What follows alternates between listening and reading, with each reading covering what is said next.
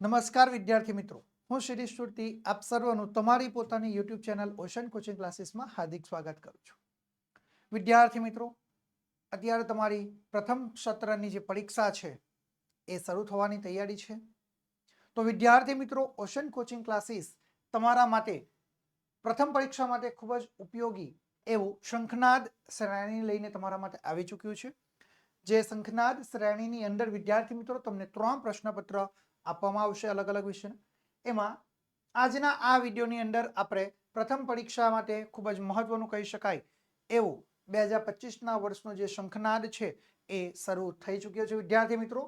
અને આજના આ વિડીયોની અંદર આપણે ધોરણ 10 વિષય ગુજરાતી એના શંખનાદ શ્રેણીનું પ્રથમ પ્રશ્નપત્રનું આપણે સંપૂર્ણ સચોટ સોલ્યુશન સાથે જોઈશું. વિદ્યાર્થી મિત્રો, આ જે મોસ્ટ આઈએમપી પેપર છે બરાબર, એ તમારી પ્રથમ પરીક્ષાની અંદર ખૂબ જ મહત્વનું સાબિત થઈ શકે છે બરાબર. તો વિદ્યાર્થી મિત્રો, અહીં આગળ જે પ્રશ્નપત્રો અમારા દ્વારા જે તૈયાર કરવામાં આવ્યું છે બોર્ડની પેટર્ન પ્રમાણે પ્રથમ સત્રના આધારે બરાબર, તો એ તમારે ધ્યાનમાં રાખવાનું છે. કારણ કે વિદ્યાર્થી મિત્રો, જો તમે અહીં આગળ જે તૈયારી કરાવી છે એની સંપૂર્ણ સચોટ તૈયારી કરશો તો તમે અહીં આગળ આપણે સ્ક્રીન ઉપર જોઈ શકીએ છીએ તો 80માંથી તમે ગુજરાતી વિષયની અંદર આપણે 80માંથી 80 ક્યારે આવી શકતા નથી, પરંતુ આપણે 75 સુધી તો આપણે ચોક્કસપણે પહોંચી શકીએ છીએ બરાબર. એટલે એ બાબતનું ખાસ તમારે ધ્યાન રાખીને વિદ્યાર્થી મિત્રો તમારે તૈયારીને આરંભ કરી દેજો બરાબર. આપણે શંખનાદ શ્રેણીની શરૂઆત કરી રહ્યા છે. ચલો આપણે આગળ જોઈએ વિદ્યાર્થી મિત્રો, જે આપણે બ્લુપ્રિન્ટ પ્રમાણે આ શંખનાદ શ્રેણી છે એના પ્રશ્નપત્રો આપણે સંપૂર્ણ જે બ્લુપ્રિન્ટ પ્રમાણે આપણે તૈયાર કરવામાં આવેલા છે વિદ્યાર્થી મિત્રો. પેપર સોલ્યુશન તમને આપણી પોતાની ચેનલ યુટ્યુબ ચેનલની ઉપરથી તમને પ્રાપ્ત થઈ જશે. દરેક પ્રશ્નપત્ર સંપૂર્ણ સચોટ સોલ્યુશન સાથે તમને પીડીએફ ફાઇલ સ્વરૂપમાં પણ તમને મળી શકે છે વિદ્યાર્થી મિત્રો. પ્રથમ પરીક્ષા માટે મોસ્ટ આઈએમપી કહી શકાય એવા આ શંખનાદ શ્રેણી તમારી સામે અમે રજૂ કરી રહ્યા છીએ વિદ્યાર્થી મિત્રો, જો તમારે વધારે માહિતી મેળવવી હોય તો અત્યારે જ તમે અમારા ઓશન કોચિંગ ક્લાસીસનો સંપર્ક કરી શકો છો. અમારો ઓશન કોચિંગ ક્લાસીસનો મોબાઈલ નંબર છે 7046 22 22 54 નંબર ઉપર તમે સંપર્ક કરીને વધુ માહિતી મેળવી શકો છો વિદ્યાર્થી મિત્રો. અથવા તમે તમારા મોબાઈલના પ્લે સ્ટોરમાં જઈને ઓશન કોચિંગ ક્લાસીસની એપ્લિકેશન ડાઉનલોડ કરીને પણ તમે આ શંખનાદ શ્રેણીના જે પ્રશ્નપત્રો છે તેને પણ તમે ડાઉનલોડ કરી શકો છો. તો વિદ્યાર્થી મિત્રો, આપણે વધુ સમય ન લેતા આપણો અભ્યાસ આગળ વધારીએ છીએ. તો શરૂ કરીએ વિદ્યાર્થી મિત્રો. શંખનાદ શ્રેણી 1 પ્રશ્નપત્ર 1 વિષય ગુજરાતી, જેમાં આપણે શરૂઆત કરીશું વિભાગ એ થી. ઓકે, ચલો હવે આપણે વિદ્યાર્થી મિત્રો વિભાગ એ થી આપણે આપણી શરૂઆત કરીએ છીએ. એમાં સૌથી પહેલા આપણને સૂચના આપવામાં આવી છે અ વિભાગ. નીચેના જોડકા યોગ્ય રીતે જોડીને ફરીથી લખવાના છે. ઓકે, જેની અંદર અ વિભાગની અંદર આપણને એની કૃતિઓ આપી છે અને બ વિભાગની અંદર આપણને એના સાહિત્ય પ્રકારોના નામ આપ્યા છે વિદ્યાર્થી મિત્રો. અ વિભાગના જોડકાને તમારે બ વિભાગને જે સાહિત્ય પ્રકારો છે એની સાથે તમારે જોડવાના છે. ઓકે, તો ચાલો આપણે જોઈએ વિદ્યાર્થી મિત્રો. જેમાં 1 નંબર રેશનો ઘોડો. જે રેશનો ઘોડો કૃતિ છે એનો સાહિત્ય પ્રકાર શું છે? તો અહીં આગળ જે 5 વિકલ્પ આપ્યા છે એમાંથી એક જવાબ સાચો છે. ઓકે, તો આપણે રેશનો ઘોડો બરાબર જે કૃતિ છે એનો સાહિત્ય પ્રકાર આપણે લખી શકીએ નવલિકા. ઓકે, આ રીતે વિદ્યાર્થી મિત્રો આપણે જવાબ તૈયાર કરી શકીએ છીએ. ચલો ત્યાર પછી આપણે 2 નંબર જોઈએ વિદ્યાર્થી મિત્રો. ભૂલી ગયા પછી. તો ભૂલી ગયા પછી એ એકાંકી રહેલું જોવા મળશે. 3 નંબર જોઈએ ડાંગ વનો અને. બરાબર, ડાંગ વનો અને એટલે આપણે એનો જે સાહિત્ય પ્રકાર છે, હવે આપણી પાસે 3 વિકલ્પ છે તો 3 માંથી કયો વિકલ્પ આવશે? ફટાફટ વિદ્યાર્થી મિત્રો કોમેન્ટ કરતા રહેજો કે જેથી કરીને તમે તમારી તૈયારીને આરંભ કરી શકો અને અમને પણ અહીંયાથી ભણાવવાની તમને મજા આવે. તો ફટાફટ વિદ્યાર્થી મિત્રો કોમેન્ટ કરતા રહેજો. તો ડાંગ વનો અને જે કૃતિ છે તેનો સાહિત્ય પ્રકાર છે ડ નિબંધ આવશે. ઓકે, અને છેલ્લે 4 નંબર કે ચોપડાની ઇન્દ્રજાળ. બરાબર, ચોપડાની ઇન્દ્રજાળ જે સાહિત્ય પ્રકાર કૃતિ છે એનો સાહિત્ય પ્રકાર કયો છે? તો આપણે લખી શકીએ આત્મકથાખંડ. બરાબર, ક. આ રીતે વિદ્યાર્થી મિત્રો આપણે સાચા જવાબ લખી શકીએ અને જે જોડકા આપણને 4 ગુણની અંદર પૂછાય એમાંથી આપણે 4 માંથી 4 ગુણ મેળવી શકીએ છીએ. ઓકે વિદ્યાર્થી મિત્રો, એટલે બિલકુલ ક્યાંય કોઈ પણ પ્રકારે તમારે ચિંતા કરવાની જરૂર નથી. ઓકે વિદ્યાર્થી મિત્રો, પરીક્ષા આપવા માટે જ્યારે જાઓ છો ત્યારે તમારે નાની નાની બાબતોનું ધ્યાન રાખવાનું છે. જે સૌથી પહેલા તો સૂચના આપી હોય એને વાંચવાનું અને ત્યાર પછી બિલકુલ શાંત ચિત્તે તમારે લખવાનું છે. ઓકે, ચલો તમારા માટે આગળની સૂચના સ્ક્રીન ઉપર છે વિદ્યાર્થી મિત્રો. જોઈએ, નીચે આપેલા વિકલ્પોમાંથી યોગ્ય વિકલ્પ પસંદ કરીને આપણે શું કરવાનું છે? ખાલી જગ્યા પૂરવાની છે. પરીક્ષામાં જે તમને 4 ગુણની અંદર આ પૂછાશે, બરાબર. અને અહીંયા આગળ તમને કોઈ વિકલ્પ પ્રાપ્ત થવાનો નથી, પરંતુ હા, તમને જે જવાબ છે એ જવાબમાં 3 વિકલ્પ આપ્યા છે. એ 3 વિકલ્પોમાંથી તમારો કોઈ પણ એક જવાબ સાચો છે અને 2 જવાબો તમારા ખોટા છે. તો આ વિદ્યાર્થી મિત્રો તમારે ધ્યાન રાખવાનું છે. ઓકે, તો ચાલો આપણે જોઈએ સૌથી પહેલા 5 નંબર. ઓકે, પહેલી ખાલી જગ્યા અહીંયા. તો ભૂલી ગયા પછી નાટિકામાં કુલ ખાલી જગ્યા પાત્રો છે, બરાબર. કુલ ખાલી જગ્યા પાત્રો છે. ઓકે વિદ્યાર્થી મિત્રો, આ પ્રશ્ન આપણને પરીક્ષાની અંદર પૂછાય છે. ઓકે, તો આપણે અહીંયા આગળ શું જવાબ લખવાનો છે? ચાલો હવે અહીંયા આગળ આપણે જવાબ શું લખીએ? ચલો એ ફટાફટ આપણે જોઈએ. તો ભાઈ વિકલ્પ આપ્યા છે 5, 6 અને 7, બરાબર. ભૂલી ગયા પછી નાટિકામાં કુલ ખાલી જગ્યા પાત્રો છે, બરાબર. તો અહીંયા વિકલ્પો છે 5, 6 અને 7. તો આપણે જવાબ લખી શકીએ છીએ 6. ઓકે, આ રીતે આપણો સાચો જવાબ લખી શકીએ. ચાલો 6 નંબર જોઈએ. મનીષા દેસાઈએ સુરતી કુટુંબને ખાલી જગ્યા હુમલામાંથી બચાવ્યું હતું. કોના હુમલાથી બચાવ્યું હતું? ભાઈ વિકલ્પ આપ્યા છે વાઘના, દીપડાના કે રીંછના. તો આપણે જવાબ લખી શકીએ છીએ કે ભાઈ રીંછના હુમલાથી બચાવ્યું હતું. ઓકે, તો આ રીતે વિદ્યાર્થી મિત્રો આપણે સાચો જવાબ તૈયાર કરી શકીએ છીએ. ચાલો ત્યાર પછી જોઈએ 7 નંબર. દુકાનદારે લેખક ખાલી જગ્યા તરીકે કરેલું સંબોધન ગમ્યું, બરાબર. દુકાનદારે લેખકને માટે કયું સંબોધન કર્યું તો ગમ્યું છે? તો ભાઈ એના વિકલ્પ આપે છે મહેરબાન, શ્રીમાન અને સાહેબ. આ 3 વિકલ્પોમાંથી આપણે એક જવાબ પસંદ કરવાનો છે. તો આપણે જવાબ લખી શકીએ કે સાહેબ જે સંબોધન કરેલું એ અહીં આગળ દુકાનદારે લેખક માટે સાહેબ તરીકે કરેલું સંબોધન તેમને ગમે છે. ચલો 8 નંબરનો પ્રશ્ન જોઈએ, ખાલી જગ્યા જોઈએ. અંકલેશ્વરને લેખકના મિત્રો મજાકમાં ખાલી જગ્યા કહેતા. વિકલ્પ આપ્યા છે દુર્ગંધેશ્વર, ગંડકેશ્વર કે દુધેશ્વર. તો આપણે જવાબ લખી શકીએ છીએ ગંડકેશ્વર કહેતા હતા.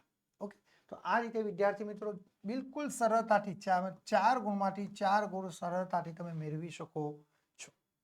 ક્યાંય કોઈ ચિંતા કરવાની જરૂર નથી, બિલકુલ સહેલું છે વિદ્યાર્થી મિત્રો. માત્ર ને માત્ર તમારે ધ્યાન આપવાની જરૂર છે. ઓકે, ચાલો હવે વિદ્યાર્થી મિત્રો આપણે આગળ જોઈએ. આગળની સૂચના તમારા માટે સ્ક્રીન ઉપર છે. નીચે આપેલા પ્રશ્નોના એક વાક્યમાં તમારે ઉત્તર લખવાનો છે વિદ્યાર્થી મિત્રો. એના તમને કુલ 2 ગુણ મળવા પાત્ર થશે. એક વાક્યના પ્રશ્નો છે જે આપ તમને પરીક્ષાની અંદર 2 પ્રશ્નો પૂછાશે અને બંને પ્રશ્નો તમારે કમ્પલસરી લખવાના છે.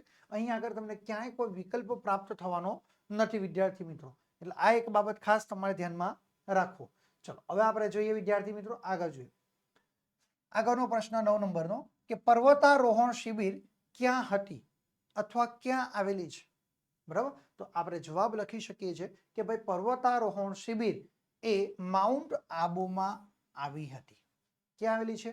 બરાબર, પર્વતારોહણની શિબિર ક્યાં હતી? તો ભાઈ માઉન્ટ આબુમાં હતી. ઓકે, આ રીતે તમે જવાબ તૈયાર કરી શકો છો. ચલો આપણે જોઈએ 10 નંબરનો પ્રશ્ન. નીનાબહેનના પતિ સંજયનું મૃત્યુ શાથી થયું? નીનાબહેનના પતિ સંજયનું મૃત્યુ શાથી થયું? તો આપણે જવાબ લખી શકીએ કે ભાઈ નીનાબહેનના પતિ સંજયનું મૃત્યુ એ કિડની ફેલ થવાથી થયું, બરાબર. આ રીતે બિલકુલ સહેલો જવાબ આપણે લખી શકીએ છીએ. ઓકે, ચાલો આગળ જોઈએ વિદ્યાર્થી મિત્રો. નવી સૂચના તમારા માટે સ્ક્રીન ઉપર છે. દ વિભાગની સૂચના તમારા માટે છે કે નીચે આપેલા પ્રશ્નોના 3-4 વાક્યોમાં તમારે ઉત્તર લખવાનો છે, ગમે તે 2.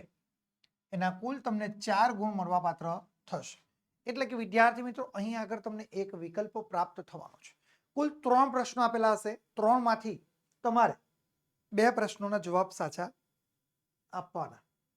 હવે આ 2 પ્રશ્નોના જવાબ તમારે કયા સાચા આપવાના? તમને ખબર છે કે જે જવાબ તમને આવડે છે, તમે સરળતાથી લખી શકો છો ને, એ જવાબ વિદ્યાર્થી મિત્રો તમારે લખવાના છે. કારણ કે એક પ્રશ્નના તમને 2 ગુણ મળવા પાત્ર થશે.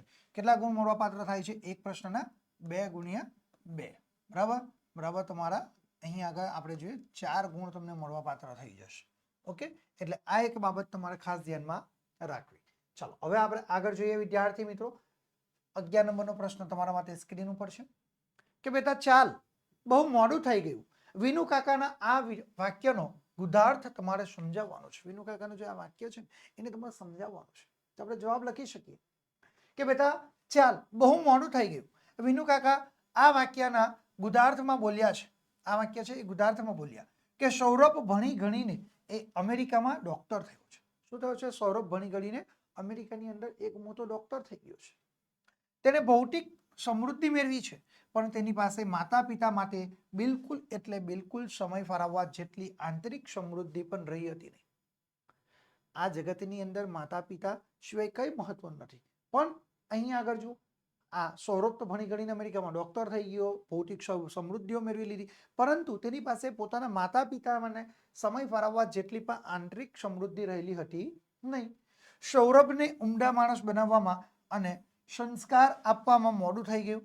તેથી ઊંડા દુઃખ સાથે તેમણે આમ કહી કે બેટા ચાલ બહુ મોડું થઈ ગયું છે. આ વાક્ય એટલા માટે તેઓ બોલે છે. આ રીતે વિદ્યાર્થી મિત્રો સરસ મજાનો જવાબ તમે તૈયાર કરીને તમે 2 ગુણનો આ જે પ્રશ્નો છે એમાં પૂરેપૂરા તમે ગુણ મેળવી શકો છો. બરાબર? તમારા અક્ષર સ્વચ્છ, સુંદર અને મોતીના દાણા જેવા તમારા અક્ષર હોવા જોઈએ. ઓકે, ચલો બિલકુલ છેકછાક રહિત. આગળ જોઈએ 12 નંબરનો પ્રશ્ન સ્ક્રીન ઉપર છે. લેખક શા માટે પોતાને તચુકડા બુભુક્ષુ માછીમારો સાથે સરખાવે છે? આપણે જવાબ લખી શકીએ કે લેખક પોતાને તચુકડા બુભુક્ષુ માછીમારો સાથે સરખાવે છે કારણ કે જેમ માછીમારો એની પાછળનું કારણ છે, કારણ કે જેમ માછીમારો એ જાળ નાખીને માછલીની રાહ જોતા ઊભા હોય તેમ પોતે પણ એકરૂપ બની ગયેલા નદી, ધોધ અને તળાવના રમ્ય રૂપને જોવા એ લેખક પોતે પણ એ ઊભા રહે છે. લેખક શું જોવા ઊભા રહે છે? પોતે નદી, ધોધ અને તળાવના જે રમ્ય સ્વરૂપ છે એને જોવા માટે તેઓ ઊભા છે. એ રૂપને જાણે પોતે શબ્દોમાં એ પકડવા મથી રહ્યા છે. ભાષાને પણ જાણે એ ઉર્જા મળે છે. બરાબર? એટલા માટે લેખક એ પોતાને તચુકતા બુભુક્ષુ માછીમારોની સાથે સરખા છે. જેવી રીતે માછીમાર એ સરોવર, તળાવ કે નદી હોય, નદી ઝરણા હોય તેની અંદર જાળ નાખીને માછલી પકડવા માટે માછલી અત્યારે મારી જાળમાં આવશે એવી રાહ જોતા હોય ને આતુરતાથી, એવી જ રીતે લેખક એ પોતે નદી, ધોધ અને એ તળાવના રમ્ય જે રૂપ છે એને જોવા માટે ત્યાં આગળ ઊભા છે. અને પોતે એ રૂપને જોઈને જાણે કે શબ્દો પકડવા મથી રહ્યા હોય ને કંઈક નવા પ્રકારના, એમ તેમને લાગે છે. અને જાણે ભાષાને પણ એ જાણે એક નવા જ પ્રકારની ઉર્જાનું સિંચન થતું હોય એમનામાં, એવું પણ તમને ભાસ થાય છે. ઓકે, ચલો આપણે આગળ જોઈએ 13 નંબર કે માંદા પડવાનું આપણે માનીએ તેટલું સહેલું નથી. આ વિધાનને આપણે સમજાવવાનું છે. આપણે જેટલું ધારીએ કે બીમાર પડવું એ સહેલું છે એટલું સહેલું નથી. બરાબર? આ વિધાન તમારે સમજાવવાનું છે વિદ્યાર્થી મિત્રો. તો જવાબ લખી શકીએ. જો ભર્યો પ્રેમાળ પરિવાર હોય, આપણા ઘરની અંદર સુખમય ભર્યું વાતાવરણ હોય તો તન અને મનનું આરોગ્ય જળવાય છે. તો શું થાય? આપણા પરિવારની અંદર સુખમય ભર્યું વાતાવરણ રહેશે ને તેનાથી શું થાય? પરિવારના દરેક સભ્યોનું આરોગ્ય, મનનું આરોગ્ય એ શ્રેષ્ઠ રહે છે, જળવાઈ રહે છે. જીવન વીમો ઉતારવો જરૂરી છે, પણ એથી એ વિશેષ જીવનમાં શ્રદ્ધા જરૂરી છે. અને એમાં સંભાવરૂપી રોકાણ કરવામાં આવે તો સ્નેહરૂપી ડિવિડન્ડ આપણને ચોક્કસપણે મળતું રહે છે. અને જ્યારે આવું બને છે ને તો માંદા પડવાનું આપણે માનીએ તેટલું સહેલું નથી. ટૂંકમાં આપણે કહીએ તો આપણને પરિવારમાંથી પ્રેમ, લાગણી અને હૂંફ જ્યારે પ્રાપ્ત થાય છે ત્યારે આપણે બીમાર પડતા નથી. પણ જ્યારે આપણને પ્રેમ, લાગણી, હૂંફ એ આપણા પરિવારના સભ્યો પાસેથી આપણને જ્યારે પ્રાપ્ત થતા નથી ને ત્યારે આપણે વધારે પડતા બીમાર પડીએ છીએ. બરાબર? એટલે આ રીતે આપણે સરસ મજાનો જવાબ તૈયાર કરી શકીએ છીએ. ચાલો હવે આપણે એક નવી સૂચના સાથે આગળ વધશું વિદ્યાર્થી મિત્રો. પેટા વિભાગ છે ઈ. બરાબર? કે નીચે આપેલા પ્રશ્નોના 10-12 વાક્યોમાં તમારે મુદ્દાસર જવાબ લખવાના છે. ગમે તે 2. કુલ તમને 6 ગુણની અંદર પ્રશ્ન પૂછાશે. એટલે કે એક પ્રશ્ન તમને 3 ગુણનો, એવા 2 પ્રશ્નો તમારે લખવાના. તમને આપેલા હશે 3 પ્રશ્નો. અહીંયા આગળ એક પ્રશ્ન વિદ્યાર્થી મિત્રો તમને વિકલ્પ સ્વરૂપે પ્રાપ્ત થશે, પરંતુ 2 પ્રશ્નોના જવાબ કયા લખવાના? જે તમને સરળતાથી લખી શકો છો ને એ જ 2 પ્રશ્નો તમારે લખવાના છે. ઓકે, ચલો હવે આપણે આગળ જોઈએ વિદ્યાર્થી મિત્રો. 14 નંબરનો પ્રશ્ન તમારા માટે સ્ક્રીન ઉપર છે કે રેસનો ઘોડો શીર્ષકની યથાર્થતા ચર્ચવાની છે. બરાબર? રેસનો ઘોડો જે શીર્ષક છે એની યથાર્થતા ચર્ચવાની. તો આપણે પેરેગ્રાફ પાડીને લખવાનું છે કે રેસનો ઘોડો શીર્ષક એ સમગ્ર વાર્તાના કથાવસ્તુના હાર્દને યથાર્થ રીતે એ આપણી સામે રજૂ કરે છે. વિનુ કાકા એ વાર્તાનું મહત્વનું પાત્ર આપણી સામે રહ્યા છે.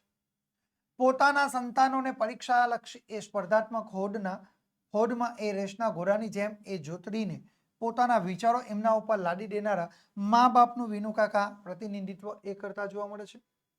એટલે પોતાના બાળકને શું છે એ સ્પર્ધાત્મક પરીક્ષાની હોડની અંદર સ્પર્ધામાં એ જાણે કે રેસનો ઘોડો કેમ એમ સ્પર્ધામાં ખૂબ ભાગે છે એવી રીતે પોતાના સંતાનોને સ્પર્ધામાં ઉતારે છે. બરાબર. અને એનું એ પોતે તેઓ વિનુ કાકા પ્રતિનિધિત્વ કરે છે. સૌરભ અહીં રેસનો ઘોડો છે. સૌરભને કોની સાથે તુલના કરી છે? રેસના ઘોડાની સાથેની તુલના કરી છે. વિનુ કાકા એ મરજી પ્રમાણે એ સૌરભને દોરાવે છે.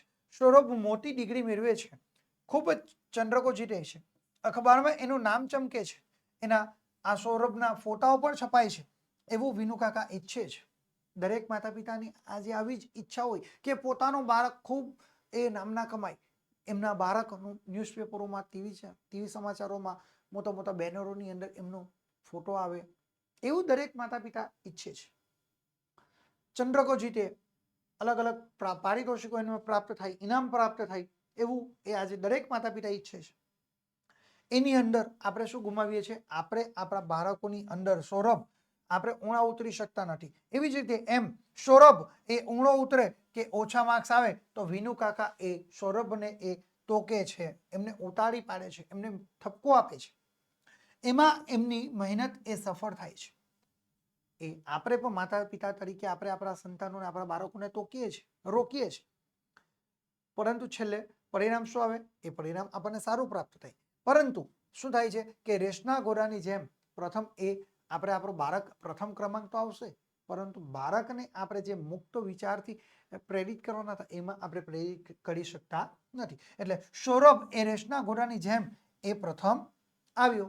બરાબર. સૌરભ શું થાય? પ્રથમ ક્રમે તો આવે છે, પરંતુ શું થાય છે સાથે?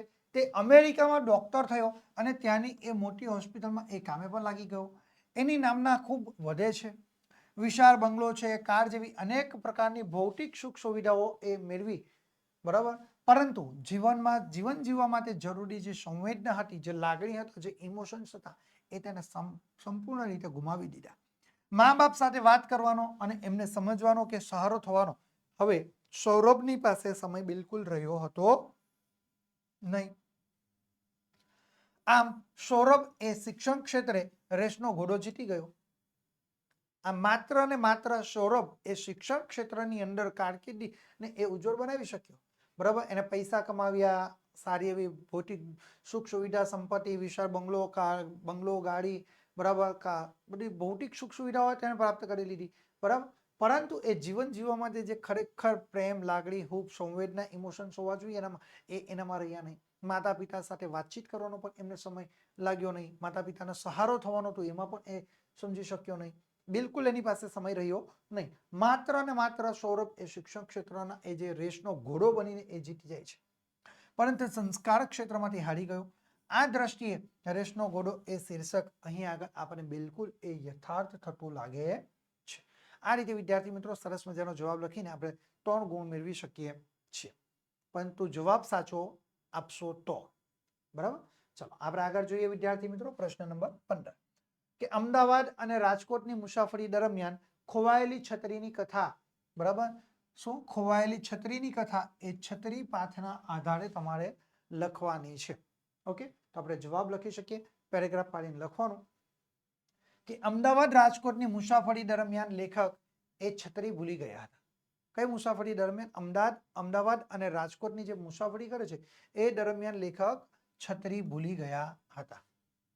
છત્રી પર નામ સરનામું હતા, પરંતુ શું કરેલું એ લેખક કે છત્રી જે હતી પોતાની, એ છત્રીની ઉપર પાકા રંગથી તેમણે શું કરેલું? નામ અને સરનામું લખ્યું હતું.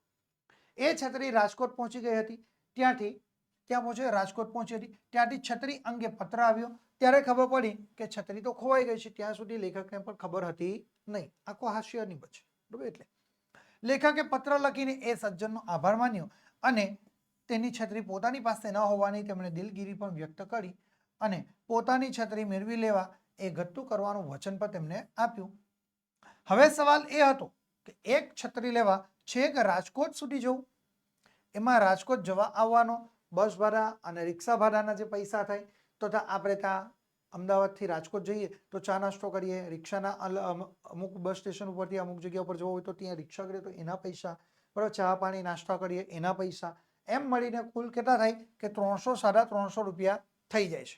પરંતુ છત્રી પરત કરવા પત્ર લેખકની છત્રી પરત કરવા માટે પત્ર લેખકની જે ભાવના અને તેમની પ્રામાણિકતાની કદર કરવાના વિચારથી, કોની, જે છત્રી જેની પાસે હતી લેખકની, એમને જે સામેથી પત્ર લખે છે એ પત્ર લખનારની જે પ્રામાણિકતા છે એ પ્રામાણિકતાની કદર કરવાના વિચારથી લેખક રાજકોટ છત્રી લેવા ગયા.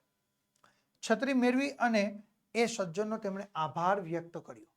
કારણ કે અહીં આગળ આપણને એવું વિચાર આવશે કે ભાઈ લેખક અમદાવાદથી રાજકોટ સુધી એક છત્રી લેવા માટે જાય છે, પરંતુ આપણે એમની જગ્યા પર હોઈએ તો આપણે શું કરીએ કે આપણે એક નવી છત્રી લઈ લઈએ છીએ 200-300 રૂપિયાની. પરંતુ એ 200 કે 300 રૂપિયાનો પ્રશ્ન ન હતો. પ્રશ્ન શું હતું? જે સામેથી વ્યક્તિએ છે પત્ર વ્યવહાર કરે છે, પત્ર લખ્યો છે, બરાબર, પોતાની પ્રામાણિકતા, બરાબર, એ પ્રામાણિકતા દાખવી છે, એની કદર કરવા માટે, એની વેલ્યુ કરવા માટે લેખક એ અમદાવાદથી રાજકોટ સુધી છેક છત્રી લેવા જાય છે. કેટલા પૈસા ખર્ચીને? 350-350 રૂપિયા ખર્ચીને લેખક એ રાજકોટ છત્રી લેવા જાય, બરાબર, માત્ર અને માત્ર એ સામેવાળાની પ્રામાણિકતા અને કદર કરવાના હેતુથી જાય છે. ઓકે, ચાલો. અને વળતી બસમાં અમદાવાદ પાછા આવ્યા, પણ અમદાવાદમાં એ ઉતરતી વખતે પોતાની આદત પ્રમાણે બસમાં છત્રી ભૂલી ગયા. ઘરે ગયા પછી સૌએ પૂછ્યું ત્યારે જ એમને યાદ આવ્યું. તેઓ તરત બસની ઓફિસે ગયા, પણ કોઈએ એમની છત્રી જમા કરાવી નહોતી. આમ કરવા જતા રિક્ષા ભાડાના જવા આવવાના બીજા 80 રૂપિયા થયા. આમ તાંબિયાની ડોશી અને ઢીંગલો એ માથે મુંડામણ, એ કહેવત જેવું અહીં આગળ થાય છે, બરાબર. એટલે જે આપણે જે સોના કરતા ઘરામણ આપણને મોંઘી પડે એના જેવું કામ અહીં આગળ થયેલું જોવા મળે છે. ઓકે, આ રીતે સરસ મજાનો જવાબ તમે લખી શકો છો વિદ્યાર્થી મિત્રો. ચલો આપણે આગળ જોઈએ 16 નંબરનો પ્રશ્ન કે ચોપડાની ઇન્દ્રજાળ શીર્ષકની યથાર્થતા તમારે વર્ણવવાની છે વિદ્યાર્થી મિત્રો. તો આપણે જવાબ લખી શકીએ છીએ કે મૂળે આ પાઠ એ બાનો ભીખુ, જે લેખક એ ચંદ્રકાંત પંડ્યાની આત્મકથા છે, બરાબર. ચોપડાની ઇન્દ્રજાળ શામાંથી છે લેવામાં આવશે? આ બાનો ભીખુ નામનું જે ગદ્ય પુસ્તક છે એમાંથી લેવામાં આવ્યું છે. એના લેખક કોણ છે? ચંદ્રકાંત પંડ્યા, બરાબર. એનો સાહિત્ય પ્રકાર શું છે? આત્મકથા છે. એનું એક પ્રકરણ અહીં આગળ આપણી સામે રજૂ કર્યું છે. એ પ્રકરણનું શીર્ષક આપણને આપ્યું છે કે ચોપડાની ઇન્દ્રજાળ. અહીં વાત એ શાહુકારના ચોપડાની છે વિદ્યાર્થી મિત્રો. એ ચોપડામાં 17-55-95નું જે ગણિત છે એ ગણિત બંધાતું હતું. શાહુકારો ગરીબ અને અજ્ઞાની એવા રાની પરજ એ જે ખેડૂતો છે એ ખેડૂતોનું આર્થિક શોષણ, શારીરિક શોષણ એ કરતા અને ચોપડાને પાને એ ચોપડે ખોટા ગણિતની માયાજાળ એ ગૂંથતા હતા. શું કરતા હતા? એ રાની પરજ જે ખેડૂતો છે એવી રીતે રાની પરજ ખેડૂતોનું આર્થિક શારીરિક એ શોષણ કરતા અને ચોપડા જે પોતાનો હોય એ ચોપડાની અંદર ગણિતની માયાજાળ એ ખોટી રીતે ગૂંથતા હતા. રાજા મહારાજા તેમજ અમલદારોથી પણ ચઢી જાય એવી આ ઇન્દ્રજાળ હતી. ગુલામથી પણ એ બદતર એ જીવન આ વૈતરું કરતી પ્રજા એ જીવી રહેલી હતી. એ વાત અહીં આગળ આ ચોપડાની ઇન્દ્રજાળની અંદર આપણને રજૂ કરેલી જોવા મળે છે, બરાબર. એટલે પછી પેરેગ્રાફ પાડીને લખવાનું છે આગળ કે અહીં ઇન્દ્રજાળ એટલે એ છળકપટ દ્વારા થયેલું એક પ્રકારનું શોષણ. લેખક અહીં એમના પિતા શાહુકારના શોષિત એવા જીવલાના હિસાબના ચોપડાની વાત કરે છે. લેખકનું હૃદય એ જીવલાની દરિદ્રતા જોઈ અનુભવીને એ દ્રવી જાય છે. એના દેખતા જ આ ઇન્દ્રજાળનો ચોપડો એ ફાડી નાખે છે. ઇન્દ્રજાળ છળકપટમાંથી પાથને અંતે જીવલાને એ મુક્ત કરે છે. એ દ્રષ્ટિએ જા, હવે તું મારા લેણામાંથી છૂટું. ઉક્તિ ચોપડાની ઇન્દ્રજાળ પાથને અંતે મૂકીને લેખકે વાર્તાના અંતને ચરમ સીમાએ મૂકી આપ્યો છે અને પાઠના શીર્ષકને યથાર્થ તેમણે સાબિત કર્યું છે, બરાબર. આ ખૂબ સરસ રીતે અંત લેખકે અહીં આગળ આપેલો આપણને જોવા મળે છે. આ રીતે ચોપડાની ઇન્દ્રજાળ શીર્ષક છે તેની યથાર્થતા આપણે વર્ણવી શકીએ છીએ. ચલો હવે આપણે આગળનો વિભાગ જોઈએ વિદ્યાર્થી મિત્રો. આગળ આપણે જોઈએ તો વિભાગ એ ગદ્ય વિભાગ હતો. હવે વિભાગ બી, બરાબર, એટલે કે પદ્ય વિભાગ રહેલો જોવા મળશે, બરાબર છે વિદ્યાર્થી મિત્રો, પદ્ય વિભાગ છે. ઓકે, પદ્ય વિભાગની અંદર શરૂઆત કરીએ એટલે કે વિભાગ બી. ઓકે, એમાં પેટા વિભાગ અ સૂચના આપી છે કે નીચેના જોડકા યોગ્ય રીતે જોડીને ફરીથી લખવાનું છે, જેમાં અ વિભાગની અંદર આપણને કૃતિ દર્શાવી છે અને બ વિભાગની અંદર પણ આપણને એના સાહિત્ય પ્રકારો દર્શાવેલા જોવા મળે. તો આપણે શું કરવાનું, અ વિભાગની કૃતિને બ વિભાગના સાહિત્ય પ્રકાર સાથે જોડવાનું છે. તો જોઈએ વૈષ્ણવજન. બરાબર, તો વૈષ્ણવજન અહીં આગળ જે કૃતિ છે એનો સાહિત્ય પ્રકાર શું છે, તો આપણે જવાબ લખી શકીએ છીએ ડ પદ. ઓકે, ચલો ત્યાર પછી જોઈએ 2 નંબર, એક બપોરે. બરાબર, તો એક બપોરે જે કૃતિ છે, બરાબર, એ શામાંથી લેવા, એનો સાહિત્ય પ્રકાર કયો છે, તો આપણે જવાબ લખી શકીએ છીએ ક ઉર્મી કાવ્ય એનો સાહિત્ય પ્રકાર રહેલો જોવા મળશે. 3 નંબર દીકરી કાવ્ય. બરાબર, જે દીકરી કૃતિ છે એનો સાહિત્ય પ્રકાર કયો છે, તો આપણે જવાબ લખી શકીએ છીએ કે બ ગઝલ. ઓકે, 4 નંબરનું જોડકું જોઈએ કે હું એવો ગુજરાતી.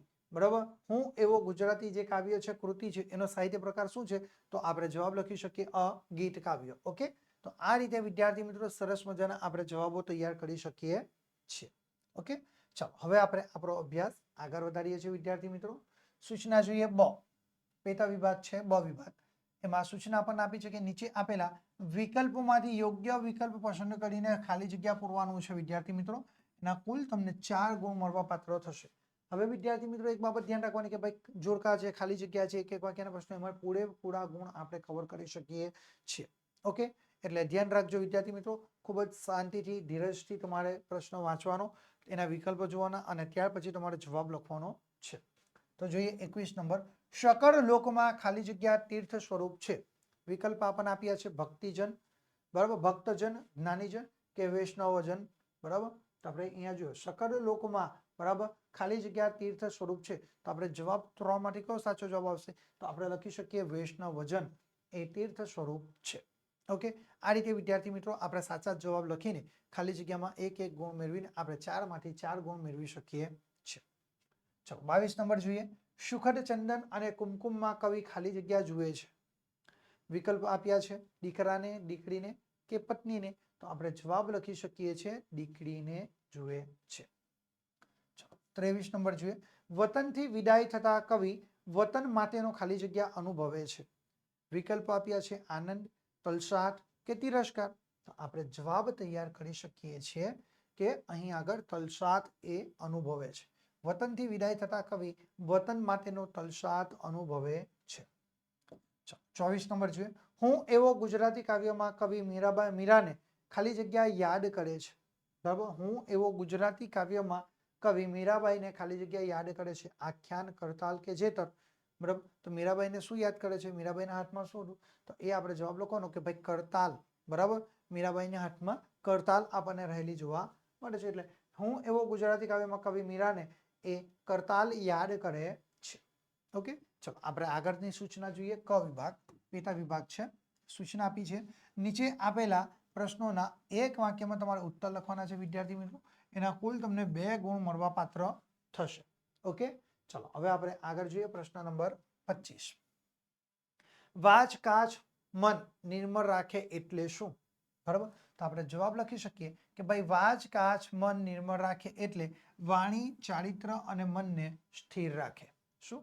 વાણી, ચારિત્ર અને મન જે આપણું છે તેને સ્થિર રાખવું. પ્રશ્ન નંબર 26, જળમાં કોનું તેજ રેલાય છે? તો આપણે જવાબ લખી શકીએ કે ભાઈ જળમાં ચંદ્રના કિરણોનું તેજ એ રેલાય છે. ઓકે, જળમાં ચંદ્રના કિરણોનું તેજ રેલાય છે.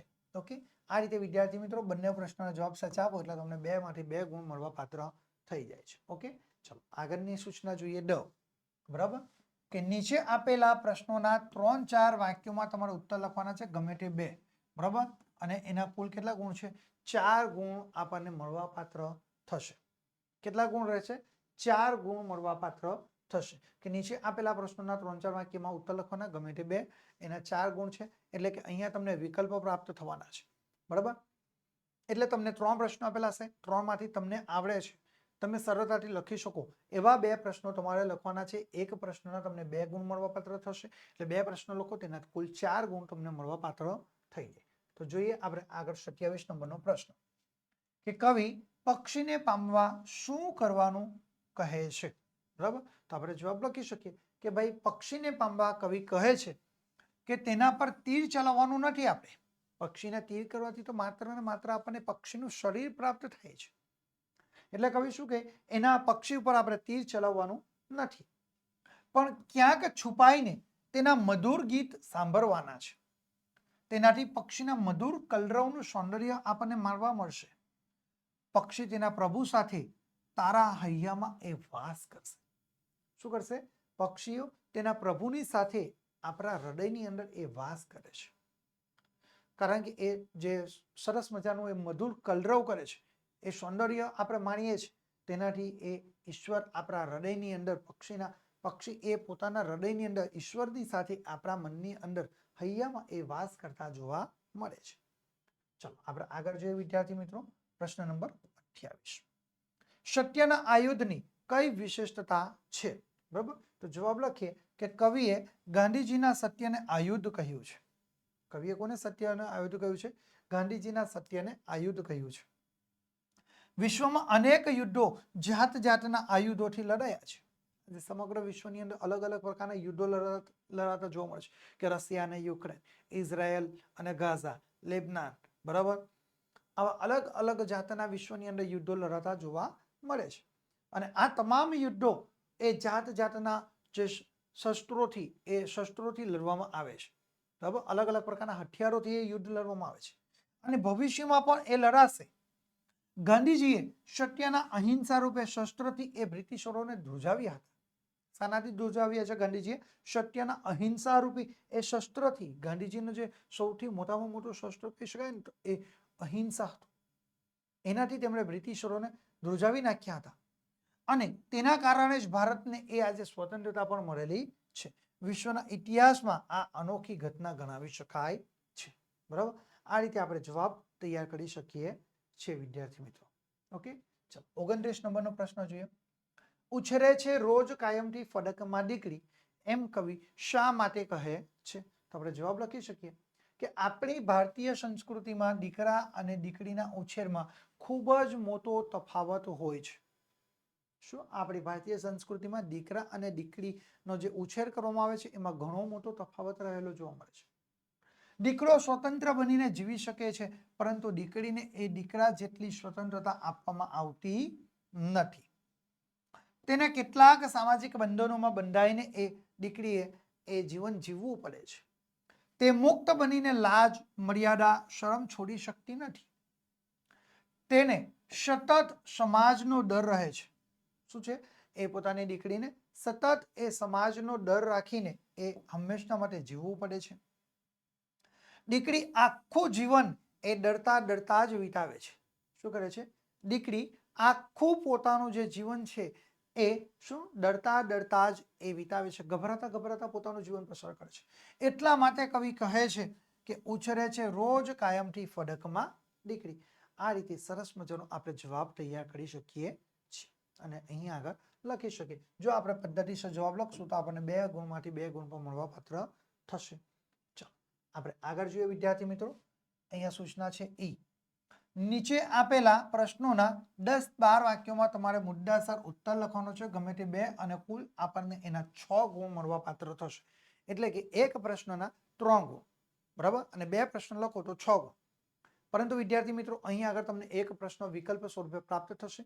તમે 3 પ્રશ્નો આપેલા છે, તમને જે જવાબ સરળતાથી તમે લખી શકો એ તમારે કોઈ પણ 2 પ્રશ્નોના જવાબ લખવાના થાય છે. ઓકે, ચાલો આપણે આગળ જોઈએ વિદ્યાર્થી મિત્રો. પ્રશ્ન નંબર 30. નરસિંહ મહેતા વૈષ્ણવજનના કયા કયા લક્ષણો જણાવે છે?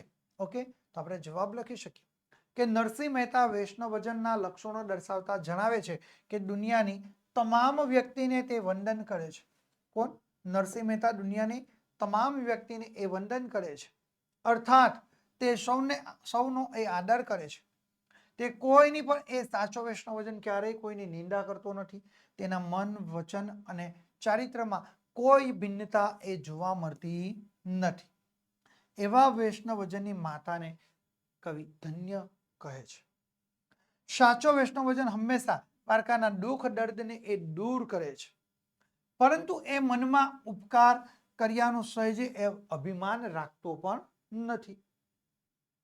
શું છે એ અન્ય લોકોના દુઃખ દર્દને દૂર કરવાનો પ્રયત્ન કરે છતાં પણ એ મનમાં જરા પણ એ ઉપકાર કર્યાનું અભિમાન રાખતો નથી.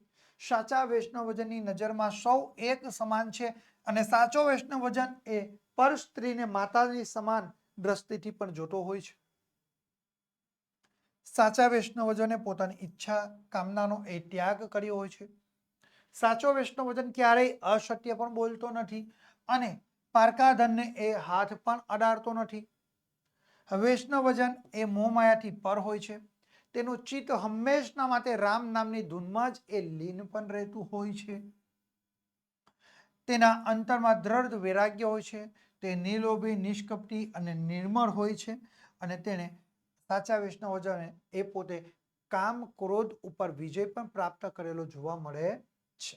બરાબર, આ રીતે આપણે સરસ મજાનો સાચો જવાબ તૈયાર કરીને પૂરેપૂરા ગુણ મેળવી શકીએ છીએ. ચલો આપણે આગળ જોઈએ 31 નંબરનો પ્રશ્ન કે દીકરીનો ઉછેર કેવી રીતે થવો જોઈએ તે તમારા શબ્દોમાં જવાબ લખવાનો છે. વિદ્યાર્થી મિત્રો અહીં આજકાલ એક બાબત તમારે ધ્યાનમાં રાખવાની છે કે દીકરીનો ઉછેર આપણે કેવી રીતે કરવાનો છે એ આપણે પોતે પોતાની મૌલિકતાનો ઉપયોગ કરીને આ જવાબ તૈયાર કરી શકીએ છીએ. બરાબર, આ મૌલિકતા રૂપી પ્રશ્ન આપણી સામે પરીક્ષામાં પૂછે 100% પરીક્ષામાં પૂછાઈ શકે એવો પ્રશ્ન છે. એટલે મોસ્ટ આઈએમપીમાં આ પ્રશ્ન લખી દેજો વિદ્યાર્થી મિત્રો કે આ પરીક્ષામાં પૂછવાની પૂરેપૂરી શક્યતા છે. તો આપણે પેરેગ્રાફ પાડીને લખવાનું કે દીકરી એ તુલસી જેવી પવિત્ર છે. જેમ તુલસીને રોજ પૂરતું પાણી સિંચીએ તેમ દીકરીમાં સારા સંસ્કાર સિંચવા જોઈએ, જેથી તે જ્યાં જાય ત્યાં પોતાની મીઠી મધુર એ વાણીથી સૌના દિલને એ જીતી શકે. દીકરી પારકું ધન નથી કે પારકી થાપણ નથી. દીકરી તો તુલસીનો ક્યારો છે. શું છે? દીકરી તો તુલસીનો ક્યારો છે. તેનો સર્વાંગી વિકાસ થાય તે માટે તેને તમામ તક આપણે આપવી જોઈએ. શું? દીકરીનો સર્વાંગી વિકાસ થાય તે માટે તેને આપણે તમામ પ્રકારની તકો આપણે આપવી જોઈએ. એક સમજદાર, ગુણિયલ, કુટુંબવત્સલ દીકરી એ પિયર અને સાસરી એમ બંને કુળને એક તારવે છે અને તેનો એ દીકરી એ ઉછેર પણ કરે છે. આ રીતે આપણે સરસ મજાનો જવાબ આપણે તૈયાર કરી શકીએ છીએ. અહીં આગળ વિદ્યાર્થી મિત્રો આપણે જે દીકરી કાવ્ય છે, ગઝલ છે, એને ધ્યાનમાં રાખીને આપણે શું કરવાનું છે? આપણે મૌલિકતાથી આપણે પોતાનો જવાબ તૈયાર કરવાનો છે. ચલો હવે આપણે આગળ જોઈએ વિદ્યાર્થી મિત્રો 32 નંબરનો પ્રશ્ન કે માધવને દીઠો છે ક્યાંય કાવ્યનો મધ્યવર્તી વિચાર તમારે સ્પષ્ટ કરવાનો છે. ઓકે, તો આપણે જવાબ લખી શકીએ કે માધવને દીઠો છે ક્યાંય ગીતના કેન્દ્રમાં છે. કોણ કેન્દ્રમાં છે? તો માધવને મેળવવા માટેની વાંસળીના સુરની તીવ્ર ઉત્કંઠા. બરાબર, શું છે ગીતના કેન્દ્રમાં? શું છે કે ભાઈ માધવને મેળવવા માટેની, ભગવાન શ્રી કૃષ્ણને મેળવવા માટેની વાંસળીના સુરની જે તીવ્ર ઉત્કંઠા છે ને, વાંસળીના સુર જે રેલાઈ રહ્યા છે ચારે દિશામાં, એ છે. આ સુર એ કૃષ્ણથી વિખૂટો પડી ગયો છે. આથી કૃષ્ણના વિરહમાં તરપતા એ સુરે કૃષ્ણની શોધ આદરી છે. ભગવાન શ્રી કૃષ્ણની શોધને શરૂ કરી છે. એ બાળ કૃષ્ણ સાથે જોડાયેલા તમામ સજીવ નિર્જીવ તત્વો પાસે જઈને મારા માધવને દીઠો છે ક્યાંય એવો પ્રશ્ન પૂછે છે. એને ખાતરી છે કે કૃષ્ણ એને ક્યાંકથી તો મળશે જ. એટલે સૌપ્રથમ કૃષ્ણની ચરણ રસથી એ પવિત્ર થયેલી માર્ગની ધૂળને પૂછે છે. ત્યાંથી કોઈ જવાબ ન મળતા એ યમુનાના વહેણ પાસે જાય છે. ત્યાં પણ એ યમુનાના વહેણને મૂંગા જોઈ અને રાધાની આંખને એ ઉદાસ જોઈને એ પોતે ત્યાં આગળ નિરાશ થઈ જાય છે અને પવનની લહેરથી એને એ વ્યાકુળ કરે છે અને બહાવડી રાત્રિના પગલાના એ સ્પર્શથી રાત રાણીને ઝાકરમાં નહાતી પણ એ જુએ છે. પરંતુ વાંસળીના સુરની કૃષ્ણને મેળવવાની જે ઉત્કંઠા છે એ સંતોષાતી નથી. કૃષ્ણના મુંગટ પરનો એ મોરપીંછ ઉડતું આવે તો એના સુવાળા રંગ સાચવવાની એને ઈચ્છા થાય છે અને અંતે સુરમાં એક આશાનું કિરણ જાગે છે. સુરને પોતાની મોરલીના આભમાં કૃષ્ણના નામનો ચંદ્ર ઉગતો દેખાય છે અને એ ચંદ્રના કિરણોનું તેજ એ યમુનાના આ જળમાં એ રેલાય છે. હવે એને પાતાળમાં હરિવર એટલે કે ભગવાન કૃષ્ણ એ દેખાય છે. અહીં સુરની જે શોધ છે એ પૂરી થાય છે અને ભગવાન કૃષ્ણનું એ દર્શન પામે છે. આ રીતે આપણે સરસ મજાનો જવાબ તૈયાર કરી શકીએ છીએ. ઓકે વિદ્યાર્થી મિત્રો, ચાલો હવે આપણે આગળ આપણો અભ્યાસ જોઈશું વિદ્યાર્થી મિત્રો. હવે વિદ્યાર્થી મિત્રો અહીં આગળ આપણે વિભાગ સી શરૂ થઈ છે. શું થાય છે? વિભાગ સી ની શરૂઆત થઈ રહી છે વિદ્યાર્થી મિત્રો, યાદ રાખજો. ઓકે, સૌથી પહેલામાં પહેલો અહીં આગળ સૂચના તમારા માટે પહેલી સ્ક્રીન ઉપર આવી છે કે ભાઈ માંગ્યા પ્રમાણે તમારે ઉત્તર લખવાના છે. બરાબર, આ સેક્શન સી તમારા કુલ કેટલા ગુણનો હોય છે? 20 ગુણનો હોય છે. બરાબર, એટલે અહીંયા સૂચના આપેલી હોય એ પ્રમાણે આપણે કામ કરવાનું છે. ઓકે, એમાં પહેલી સૂચના આપણને જોઈએ તો આપેલા જે વિકલ્પોમાંથી સાચો વિકલ્પ પસંદ કરવાનો અને આપણે જવાબ લખવાનો. ઓકે, તો ચાલો જોઈએ 33 નંબરનો પ્રશ્ન. એની સૂચના આપણી સામે સ્ક્રીન ઉપર છે કે નીચેના શબ્દોની સાચી જોડણી શોધીને લખવાનું છે. એક ગુણ છે. એ અહીંયા આપણે જોઈએ એક શબ્દ આપ્યો છે, એના 3 જવાબ છે. આ જે જોડણી છે એ ખોટી છે. અહીંયા આગળ જે 3 વિકલ્પ છે એમાંથી એક સાચો જવાબ આપણે શોધીને લખવાનો છે. બરાબર, તો અહીંયા આગળ જુઓ પ્રતિબિંબ, તો પ્રતિબિંબની અંદર તી એ કેવો છે? દીર્ઘ છે. અહીંયા બી એ હસ્વ છે અને માથે અનુસ્વાર છે. તો અહીંયા આગળ આપણે શું લખી શકીએ? તો ભાઈ પ્રતિબિંબ, તો અહીંયા આગળ તી એ દીર્ઘ છે તેની જગ્યાએ આપણે શું કરવાનું? હસ્વ. બરાબર, તો આપણે બંને જવાબ તૈયાર થઈ જશે. બરાબર, બંને હસ્વ થઈ ગયા. આ રીતે આપણે સાચો જવાબ તૈયાર કરી શકીએ છીએ. ચલો ત્યાર પછી આગળ જોઈએ બીજું નિસર્ગિક. ભાઈ નિસર્ગિક નથી આવતું. નિસર્ગિક આ જે જોડણી છે બરાબર, એને આપણે પાઠ્યપુસ્તક આધારિત છે, તો ભાઈ આપણે અત્યાર સુધી અભ્યાસ કર્યો બરાબર, તો નિસર્ગિક નથી આવ્યું, નૈસર્ગિક આવે છે. તો અહીંયા જવાબ જોવાનો કે ભાઈ કઈ જગ્યા છે? નૈસર્ગિક. બરાબર, તો નૈસર્ગિકમાં ગી એ દીર્ઘ છે, અહીંયા આગળ ગી હસ્વ છે અને અહીંયા નૈસર્ગિક છે. તો આપણો સાચો જવાબ થઈ જશે નૈસર્ગિક. બરાબર, આ રીતે આપણે વિદ્યાર્થી મિત્રો એ સાચો જવાબ તૈયાર કરીને પરીક્ષાની અંદર 1 ગુણ મેળવી શકીએ છીએ. હવે તમને વિદ્યાર્થી મિત્રો એવું થાય કે બેમાંથી કોઈ પણ એક જ જવાબ તમે સાચો લખી શકો તો કેટલા માર્ક્સ મળવાપાત્ર થાય? 0.5 ગુણ મળવાપાત્ર થાય. અને અહીંયા આગળ જે તમે જવાબ લખો છો તેના 0.5. આમ કરીને વિદ્યાર્થી મિત્રો તમે 1 ગુણ મેળવી શકો છો. ચલો હવે આપણે આગળ જોઈએ વિદ્યાર્થી મિત્રો 34 નંબરનો પ્રશ્ન તમારા માટે સ્ક્રીન ઉપર છે. નર વત્તા ઇન્દ્ર શબ્દની સાચી સંધિ તમારે શોધીને લખવાની છે. શું કરવાનું છે? સંધિ શોધીને લખવાનું છે વિદ્યાર્થી મિત્રો, અને એનો 1 ગુણ મળવાપાત્ર થશે. ચલો આપણે આગળ જોઈએ તો આ જે સંધિ છે બરાબર, એ સંધિ શબ્દની સાચી જોડણી શોધવાની છે. 3 વિકલ્પ છે, એમાંથી એક સાચો જવાબ લખવાનો. તો નર વત્તા ઇન્દ્ર એટલે કે નરેન્દ્ર, નરીન્દ્ર કે નરેન્દ્ર. અહીંયા હસ્વ છે, અહીંયા દીર્ઘ છે. તો નર વત્તા ઇન્દ્ર એટલે કે નરેન્દ્ર. આ રીતે આપણે સાચો જવાબ તૈયાર કરી શકીએ છીએ. ઓકે વિદ્યાર્થી મિત્રો, અને આપણે 1 ગુણ મેળવી શકીએ છીએ. ચલો આપણે આગળ જોઈએ પ્રશ્ન નંબર 35. ઇન્દ્રજાળ શબ્દનો સમાસ તમારે ઓળખાવવાનો છે. કુલ કેટલા ગુણ છે? 1 ગુણની અંદર તમને આ સમાસ પરીક્ષામાં પૂછાશે. બરાબર, તો ઇન્દ્રજાળ શબ્દનો સમાસ કયો છે? તો આપણને વિકલ્પ આપ્યા છે કર્મધારય સમાસ, દ્વંદ્વ સમાસ કે તત્પુરુષ સમાસ. તો ભાઈ ઇન્દ્રજાળ જે શબ્દ છે એ આપણને તત્પુરુષ સમાસ બનતો જોવા મળે. બરાબર, જવાબ તમારા માટે સ્ક્રીન ઉપર છે. ઓકે, આ રીતે વિદ્યાર્થી મિત્રો તમારે જવાબ લખવાના રહેશે અને 1 ગુણ મેળવવાનો રહે. 36 નંબરનો પ્રશ્ન છે. બંને શબ્દના જોડણી ભેદે થતા અર્થભેદ જણાવવાના છે. કેટલા? જોડણી ભેદે થતા અર્થભેદ જણાવવાના છે. 1 ગુણની અંદર આ પરીક્ષામાં પૂછાશે. બરાબર, એટલે હસ્વ અને દીર્ઘ એવો નાના નાના ફેર આપણને રહેલા જોવા મળે. એમ ઉચ્ચાર કરીશું તો આપણને એક સમાન થાય, પણ અર્થની દ્રષ્ટિએ કેવા છે બરાબર એ અલગ થાય. જોડણી ભેદે થતા અર્થભેદ છે. બરાબર, તો આપણે જોઈએ એવા શબ્દો. તો ભાઈ અહીંયા આગળ પહેલો શબ્દ છે ઉદર. તો ઉદર એટલે નાડી, જઠર કે પેટ. બરાબર, તો અહીંયા આગળ ઉદર એટલે કે પેટ. બરાબર, આપણે એ જવાબ તૈયાર કરી શકીએ. અને બીજું ઉંદર. બરાબર, બીજો શબ્દ છે શું છે? જો અહીંયા ઉદર અને અહીંયા ઉંદર, માથે અનુસ્વાર છે. એટલો નાનકડો ફેર અર્થનો અનર્થ થઈ જાય. બરાબર, ઉંદર તો એ જંતુ, એક પ્રાણી કે જનાવર. 3 વિકલ્પ છે, તો આપણે જવાબ લખી શકીએ એક પ્રાણી. બરાબર, આ રીતે વિદ્યાર્થી મિત્રો આપણે સાચા જવાબ જોડણી ભેદે થતા અર્થભેદ સ્વરૂપે લખી શકીએ છીએ. ચાલો આપણે જોઈએ 37 નંબર. અમારી પરી જેવી નાજુક છોકરી તારું નામ રતી રતીને તપ કરતી હતી. પંક્તિમાંના અલંકારનો પ્રકાર જણાવવાનો છે. બરાબર, રતી રતીને એ તપ કરતી હતી. બરાબર, તો હવે અહીંયા આગળ આ જે અલંકાર છે ને એ 1 ગુણની અંદર પરીક્ષાની અંદર પૂછાય છે.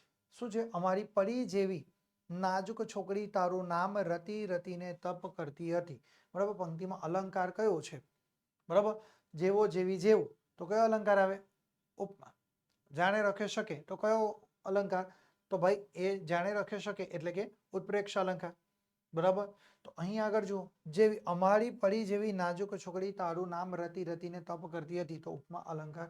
બરાબર, અહીંયા આગળ બને. તો આપણે જો અહીંયા વિકલ્પો કયા છે કે રૂપક, ઉત્પ્રેક્ષા કે ઉપમા. તો ભાઈ રૂપક તો આવતો નહીં, ઉત્પ્રેક્ષામાં કયો આવે તો જાણે લખી શકે, અને ઉપમામાં કયું જેવો જેવી જેવું. બરાબર, તો અહીંયા આગળ જેવી છે તો કયો અલંકાર બનશે, એ ઉપમા અલંકાર બનતો જોવા મળે. ઓકે, આટલું સહેલું છે વિદ્યાર્થી મિત્રો, કોઈ મુશ્કેલી પડે એવું નથી. ચલો હવે આપણે આગળ જોઈએ વિદ્યાર્થી મિત્રો કે સૌરભ શબ્દમાં કયો પ્રત્યય રહેલો છે તે જ તમારે જણાવવાનો છે. સૌરભ, બરાબર. સૌરભ જે શબ્દ છે એમાં કયો પ્રત્યય રહેલો છે કે ભાઈ પર પ્રત્યય, પૂર્વ પ્રત્યય કે એક પણ પ્રત્યય નહીં. બરાબર, તો જે સૌરભ શબ્દ છે એમાં આપણે જો જોઈએ તો મને તો કોઈ અહીંયા આગળ આપણે જે 3 પ્રત્યય છે એમાંથી એક પણ પ્રત્યય રહેલો જોવા મળતો નથી. તો આ રીતે આપણે સાચો જવાબ તૈયાર કરી શકીએ છીએ. 39 નંબરનો પ્રશ્ન છે કે નીચેના શબ્દોના સમાનાર્થી શબ્દ શોધીને તમારે લખવાના છે વિદ્યાર્થી મિત્રો. એના કુલ તમને 1 ગુણ મળવા પાત્ર થઈ જશે. બરાબર, નીચેના શબ્દોના સમાનાર્થી શબ્દ શોધવાના છે. જો અહીંયા પ્રત્યય જોયો, હવે અહીંયા સમાનાર્થી શબ્દ. બરાબર, તો આપણે જોઈએ પહેલું ફરક. તો ફરક એટલે કે ચિતા, ચિંતા કે રોફ. બરાબર, સમાનાર્થી શબ્દ 3 માંથી કયો સાચો શબ્દ છે એનો ફરક. ફરક એટલે કે ચિંતા. બરાબર, ફરક એટલે શું, ચિંતા. આ રીતે આપણે લખી શકીએ. ચલો બીજો એક શબ્દ જોઈએ, શીર. શીર એટલે કે સર, મસ્તક કે શીખેલું. શીર એટલે કે સર, મસ્તક કે શીખેલું. તો આપણે જવાબ લખી શકીએ મસ્તક. શીર એટલે શું, આપણું મસ્તક. આ રીતે આપણે જવાબ લખીને વિદ્યાર્થી મિત્રો 1 ગુણ આપણે પૂરેપૂરો મેળવી શકીએ છીએ. ચલો ત્યાર પછી આપણે જોઈએ 40 નંબરનો પ્રશ્ન છે વિદ્યાર્થી મિત્રો. ફટાફટ કોમેન્ટમાં જવાબ તમારા આવવા જોઈએ. હા, તમારા કોમેન્ટ આવે તો વધારે મજા આવે. અને વિદ્યાર્થી મિત્રો જો તમે છે ને આ વિડીયોને તમારા મિત્રો સુધી પહોંચાડો, જેથી કરીને તમારા મિત્રો પણ સરસ સારી મજાની એવી તૈયારી કરી શકે અને તમારી સાથે પરીક્ષામાં એક કોમ્પિટિશનમાં ઉતરી શકે છે. ઓકે, ચલો આપણે જોઈએ આગળ. તો આ જે દોડ શબ્દ છે ને, દોડ સંજ્ઞાનો, જો દોડ સંજ્ઞાનો આપેલા વિકલ્પમાંથી સાચો પ્રકાર શોધીને લખવાનું છે. 1 ગુણની અંદર પ્રશ્ન પૂછાય.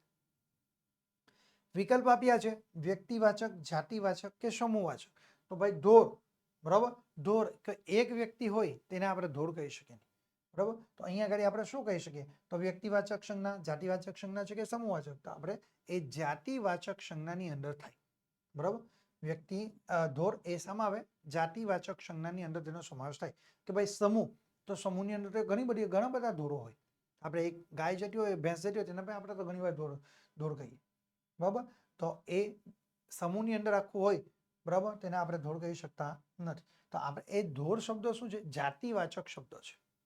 બરાબર, એક ચોક્કસ જાતિ દર્શાવે છે, એટલે આપણે તેને જાતિવાચક સંજ્ઞા તરીકે ઓળખી શકીએ છીએ.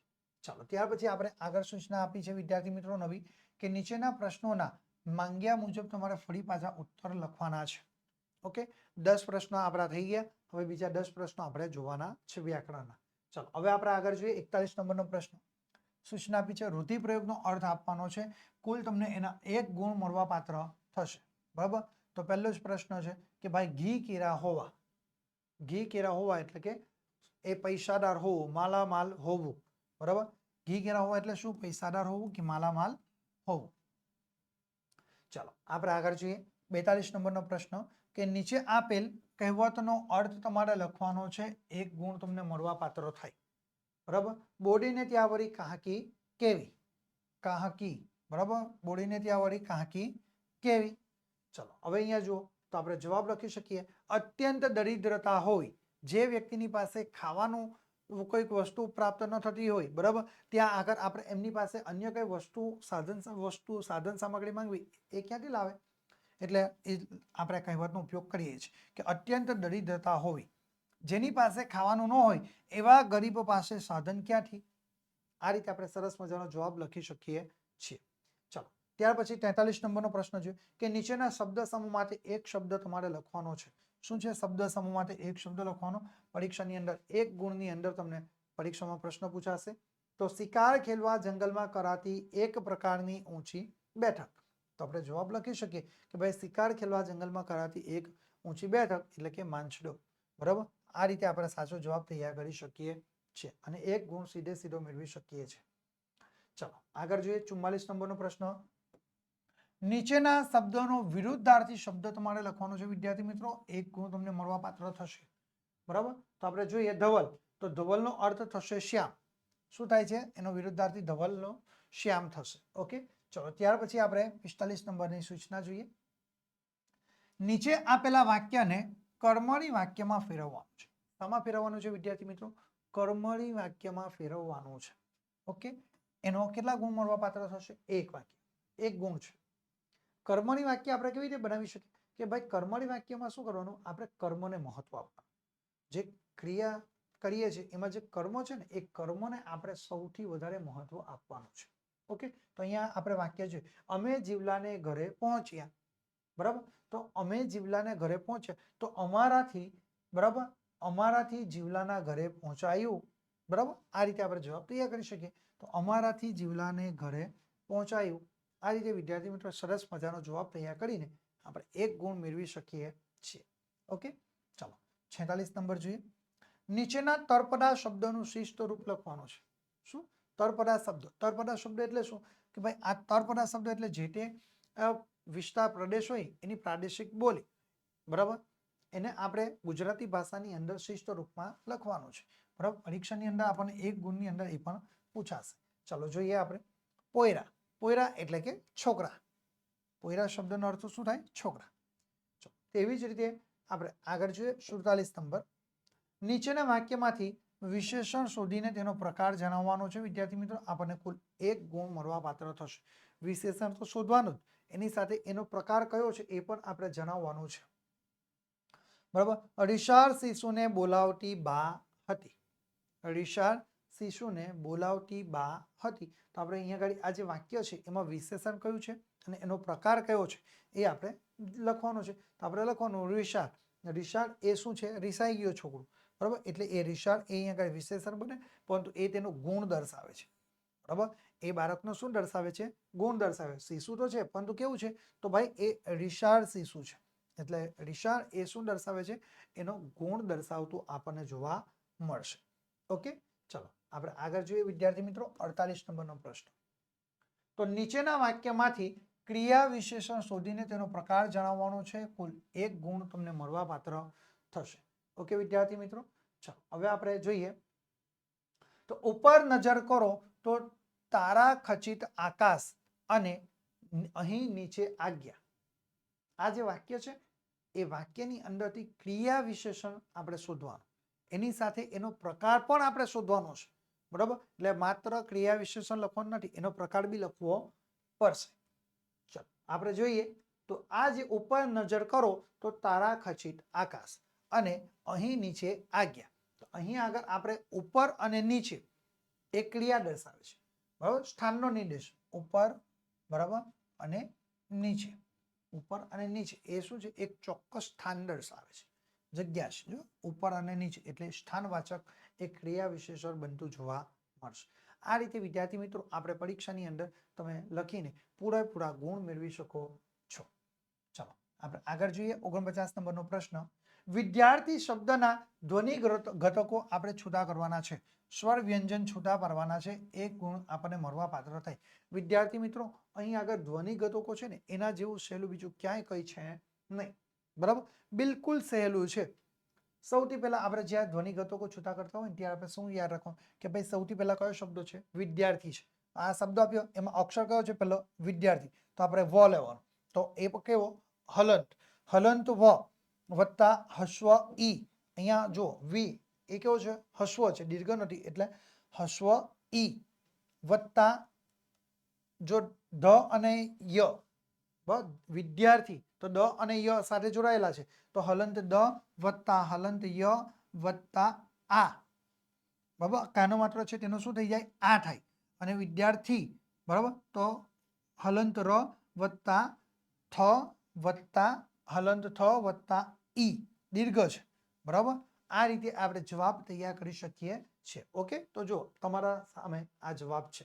બરાબર, તમને કહ્યું ને પહેલો આ વ, તો અહીંયા હલંત વ, અહીંયા હસ્વ છે તો હસ્વ ઈ, દ અને ધ જોડાયેલા છે એટલે આપણે શું કર્યું? તો અહીંયા દ હલંત ડ લખ્યું, ય સાથે જોડાયેલો છે એટલે આપણે હલંત ય લખ્યું, અને કાનો માત્ર છે એનો આ લખ્યું.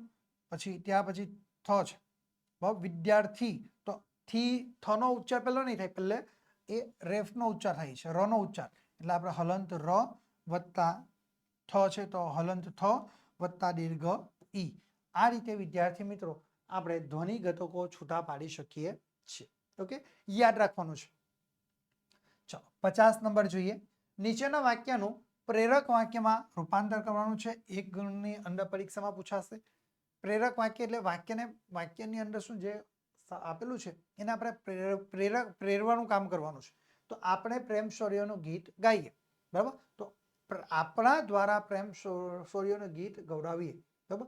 આપણે પ્રેમ શૌર્યનું ગીત ગૌડાવીએ, બરાબર. તો આપણાથી પ્રેમ શૌર્યનું ગીત ગૌડાવાશે, બરાબર. તો આપણે પ્રેમ શૌર્યનું ગીત ગાઈએની જગ્યાએ ગૌડાવીએ, બરાબર. આપણે ગૌડાવીશું, આપણે પોતે જ કરવાનું છે એટલે પ્રેરવાનું કામ કરવાનું છે, બરાબર. આપણે પ્રેમ શૌર્યનું ગીત ગાઈએ તો આપણે પ્રેમ શૌર્યનું ગીત ગૌડાવીએ. આ રીતે જવાબ લખીને વિદ્યાર્થી મિત્રો આપણે પ્રેરક વાક્ય પણ સરસ રીતે તૈયાર કરી શકીએ છીએ. ઓકે, તો આ રીતે વિદ્યાર્થી મિત્રો તમે આપણે વ્યાકરણની અંદર પ્રશ્નો તૈયાર કરી શકીએ છીએ. ઓકે, ચાલો હવે આપણે આગળ જોઈએ. 51 નંબર કે નીચેની પંક્તિનો તમારે શું કહેવાનું છે? છંદ ઓળખાવાનો છે વિદ્યાર્થી મિત્રો.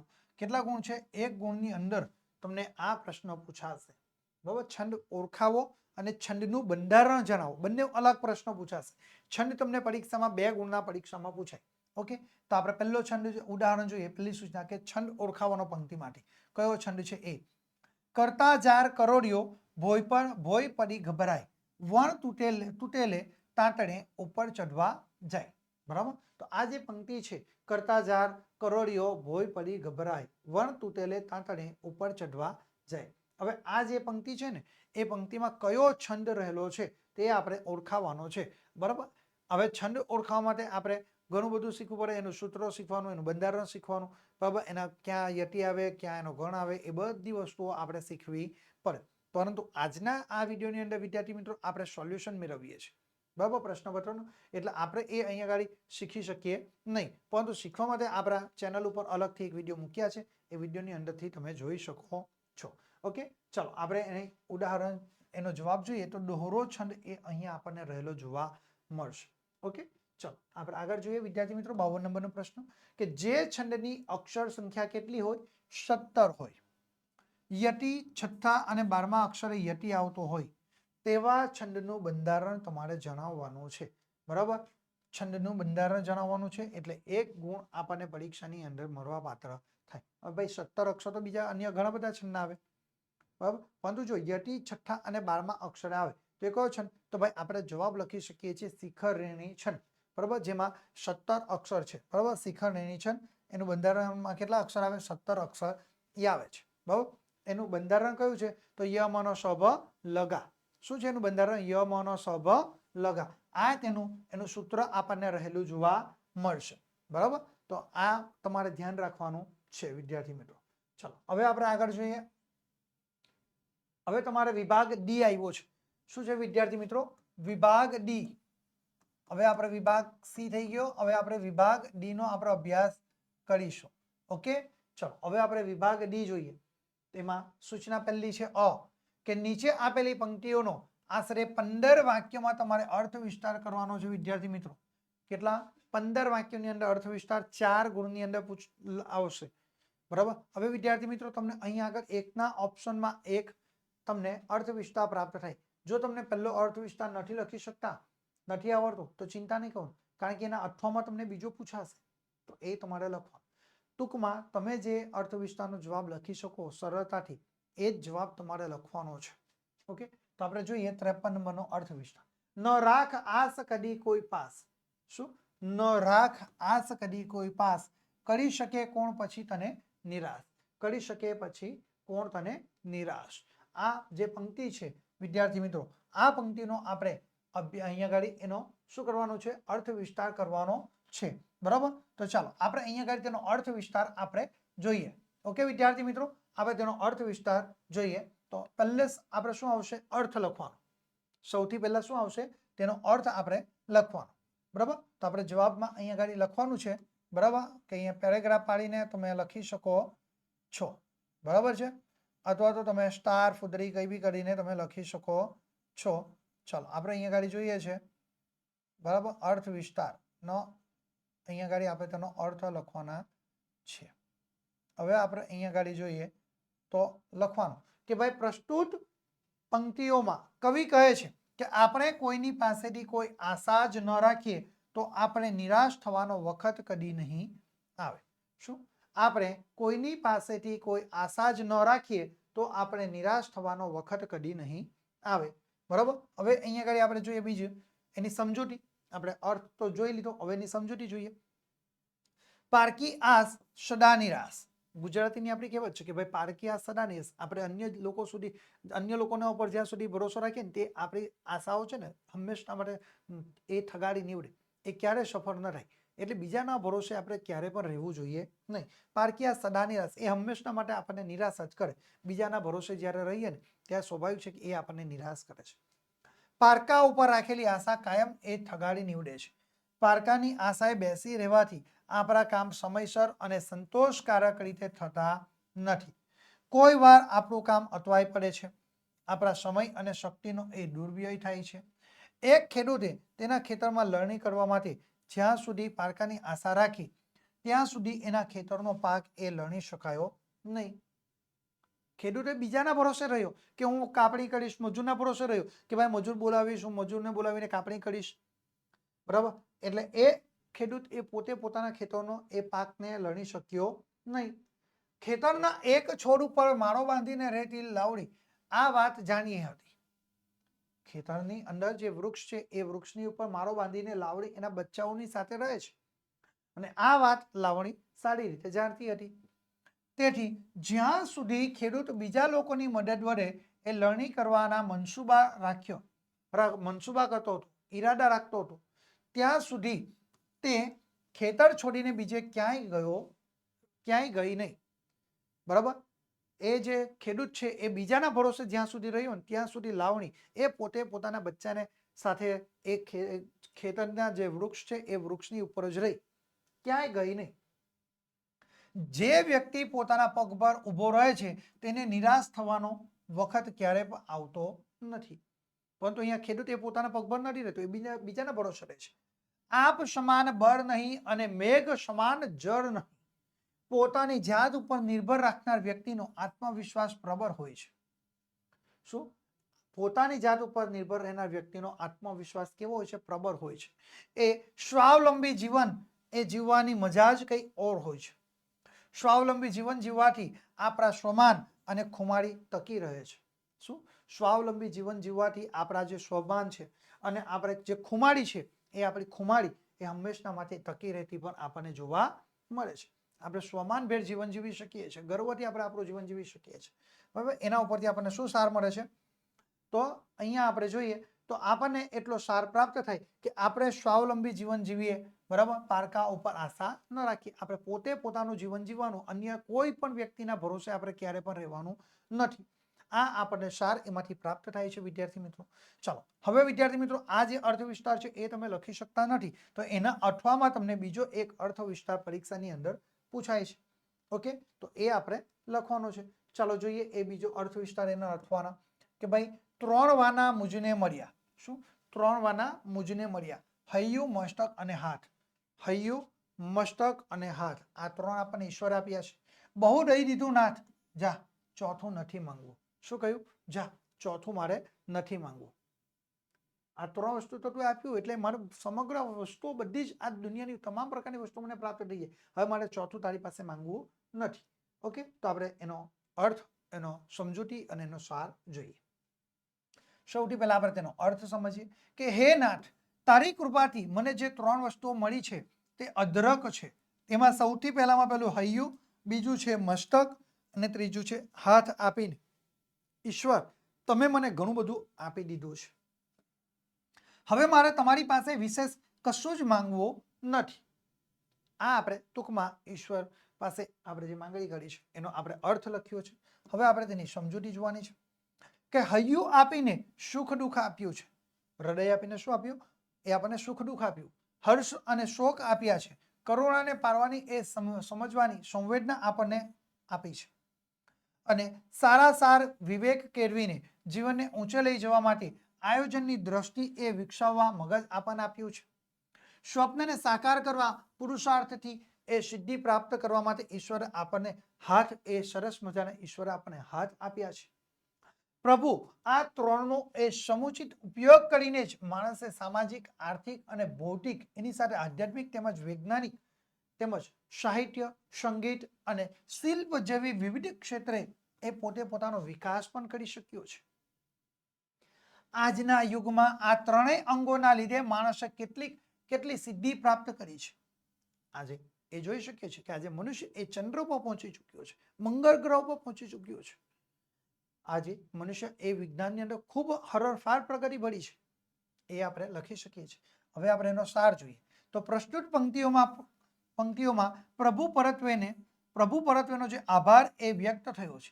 આ ત્રણ વસ્તુઓ પ્રાપ્ત કરીને કવિ ધન્યતા અનુભવે છે, જીવનની સાર્થકતાનો અનુભવ કરે છે અને કવિ કહે છે કે બહુ રહી દીધું નાથ, જા હવે મારે ચોથું નથી જોઈતું. એમ સરસ મજાનો આપણે અહીંયા આગળ બીજો અર્થ વિસ્તાર પણ લખી શકીએ છીએ. ઓકે, ચાલો હવે આપણે આગળ જોઈએ વિદ્યાર્થી મિત્રો 54 નંબરનો પ્રશ્ન. બરાબર, કે તમારી શાળામાં યોજાયેલ શિક્ષક દિનનો ઉજવણી, જે શિક્ષક દિનનો ઉજવણી જે થઈ, એ શિક્ષક દિનની ઉજવણીનો અહેવાલ આશરે 100 શબ્દોમાં તમારે તૈયાર કરવાનો છે. બરાબર, કુલ કેટલા ગુણ છે?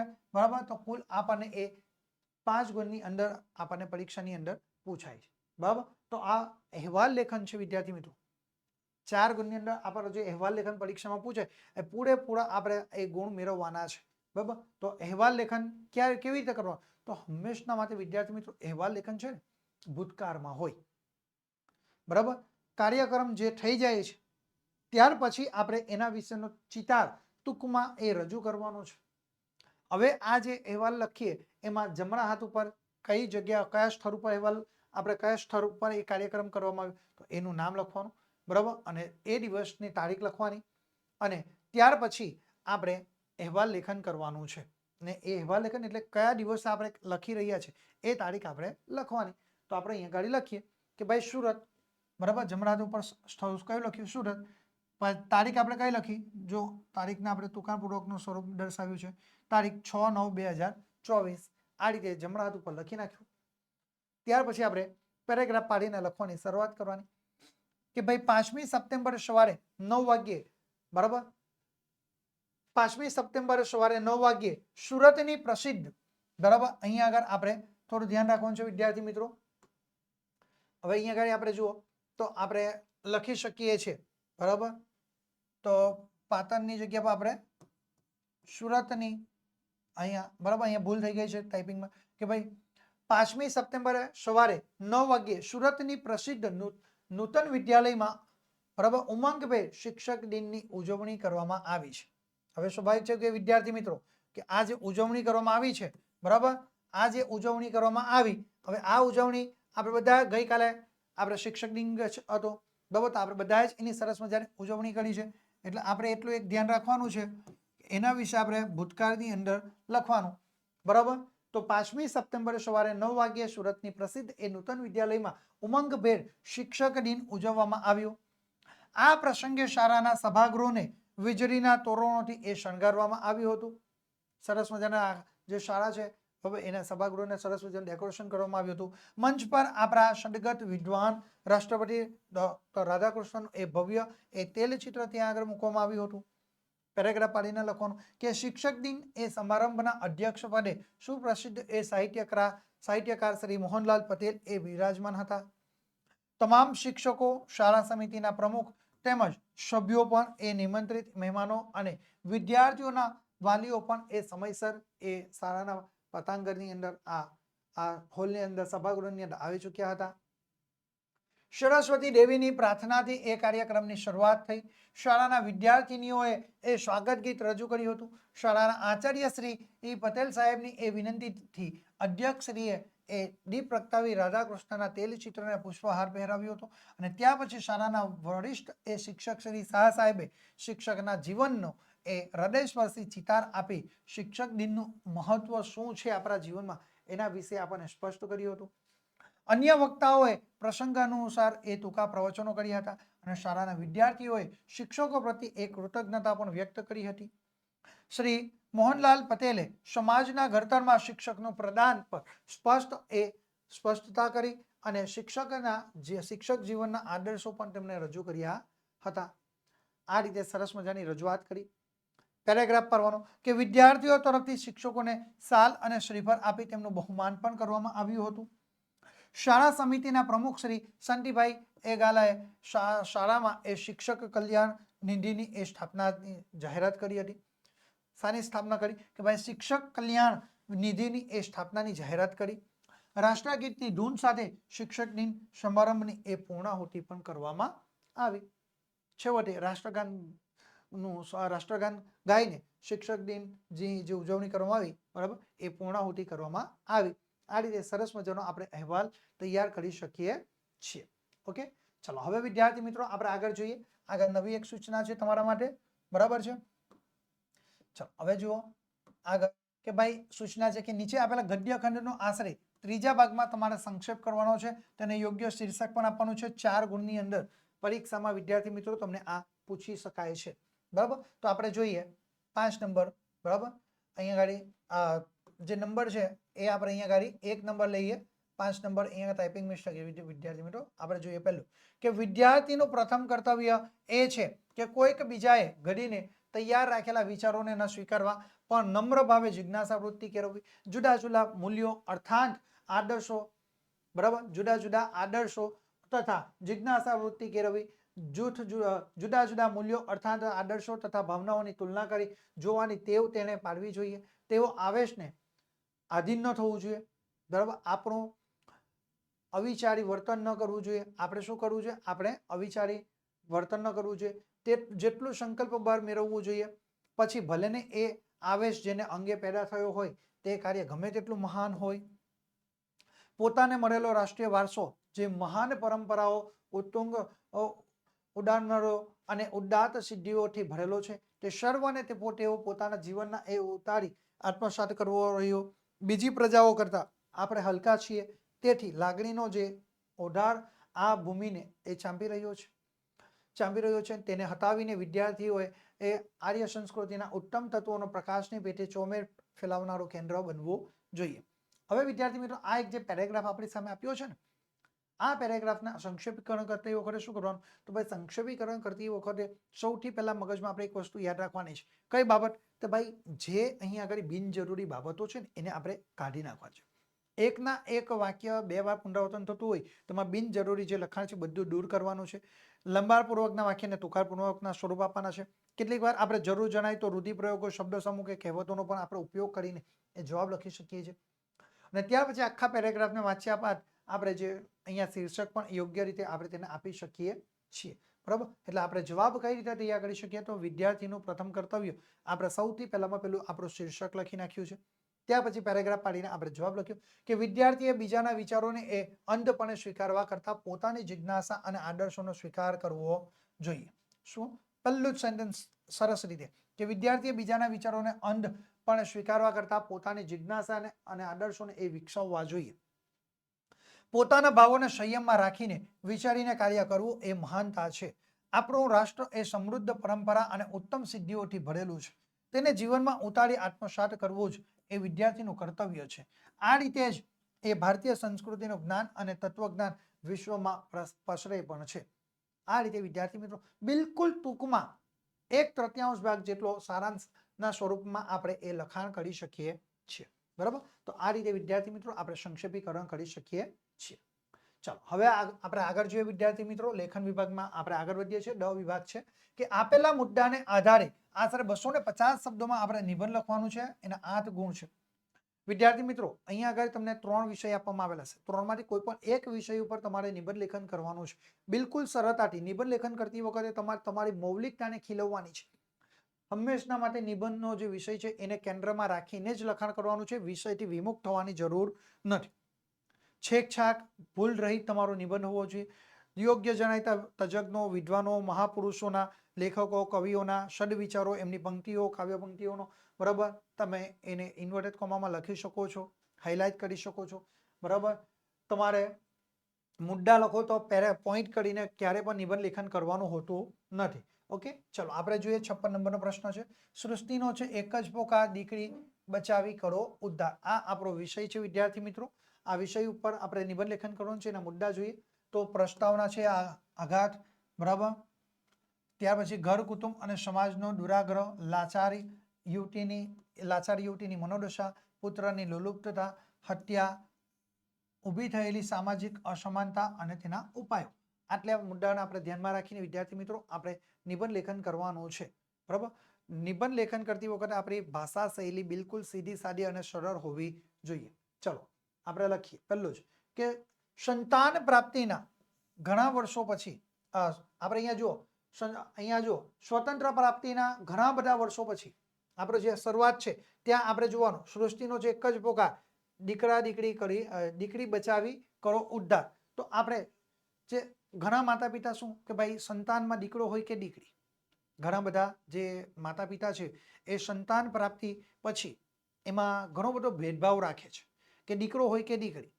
પરંતુ હું સમજુ છું ત્યાં સુધી દીકરો હોય કે દીકરી એક સમાન છે.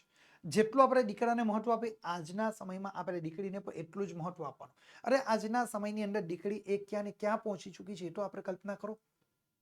આજે પુરુષ જ્યાં નથી પહોંચ્યો ત્યાં આગળ દીકરી પહોંચી ગઈ છે. એટલે આપણે પહેલી જ લીટીની અંદર સરસ મજાનું સેન્ટેન્સ લખ્યું કે સ્વતંત્રતા પ્રાપ્તિના ઘણા વર્ષો પછી પણ આપણા દેશમાં હજી પણ કેટલાક સમાજમાં ખોટી અંધશ્રદ્ધાઓ, અજ્ઞાન, વહેમો જેવા સામાજિક દૂષણો એ પ્રવર્તતા આપણને જોવા મળે છે.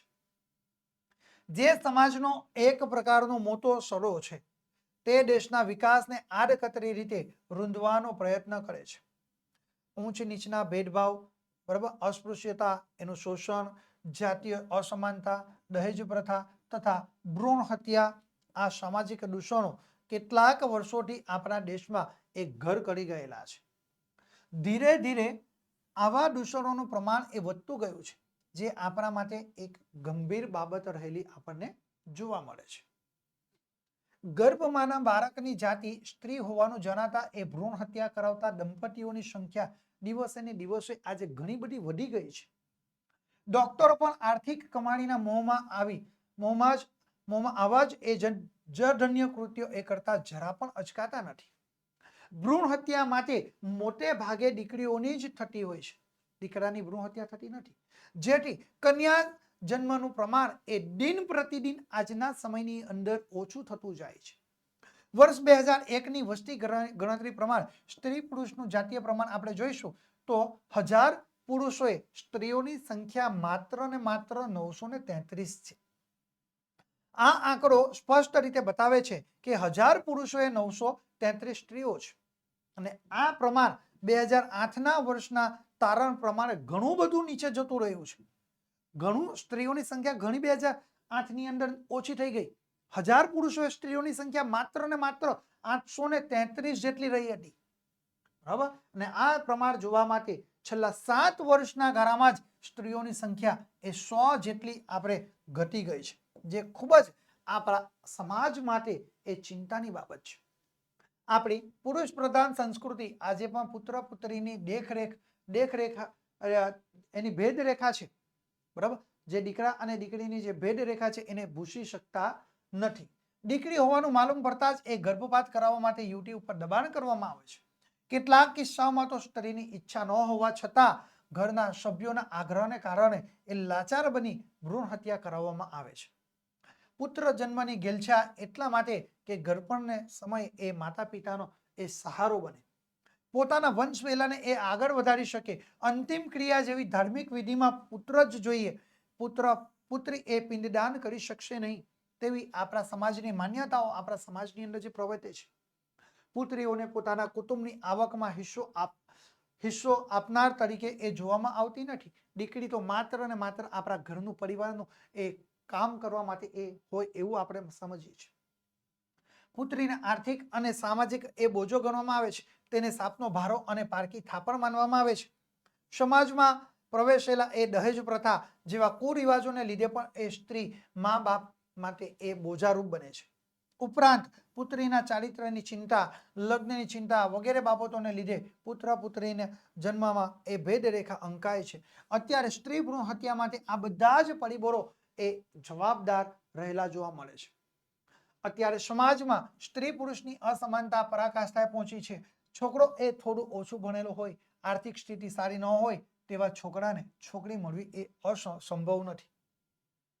જેની પરિસ્થિતિ સારી નથી, ઓછું ભણેલા છે, એવા છોકરાને છોકરી મળવી આજે સંભવ નથી, શક્ય જ નથી આજના સમયમાં. આ પરિસ્થિતિના લીધે સ્ત્રીઓના અપહરણની ઘટનાઓ, દીકરીઓની એ નાસી જવાની ઘટનાઓ, આંતરજ્ઞાતીય લગ્નો, બળાત્કારની ઘટનાઓ આજના સમયની અંદર દિવસે ને દિવસે વધતી જાય છે. સ્ત્રી એ સતામણી, જાતીય દુર્વ્યવહાર, સ્ત્રી શોષણ, વંધ્ય એ પુરુષોના પ્રશ્નો, વંધ્યત્વ જેવા પુરુષોના અલગ અલગ પ્રકારના પ્રશ્નો, જે અનેક રીતે એ સામાજિક એ સમસ્યાઓથી એ સમાજની સ્થિતિ એ કરુણાજનક બની જશે. સમાજે ઊભી કરેલી એ લગ્ન સંસ્થાઓને જબરદસ્ત એ ફટકો પડશે. લગ્ન સંસ્થાઓ એ ધીરે ધીરે તૂટશે. સામાજિક સમસ્યાઓથી સમાજ વ્યવસ્થા એ છિન્ન ભિન્ન થશે, જે દેશને ભારે નુકસાન પણ પહોંચાડતું આપણને જોવા મળે છે. આમ સમાજમાં સ્ત્રી એ અબળા નથી, પરંતુ પુરુષ એ સમોવડી છે. તે દરેક ક્ષેત્રમાં પુરુષોને મહાત કરવા, દરેક કાર્ય કરવા એ તૈયાર છે. આવી બાબતોથી એ પ્રતિથી એ સમાજને કરાવતા રહેવું તે સમજદાર એ નાગરિક તરીકે આપણે સ્વીકારી લેવું જોઈએ. સમાજમાં બિન સરકારી સંસ્થાઓએ આ પ્રકારના કાર્યો હાથ ધરવા જોઈએ.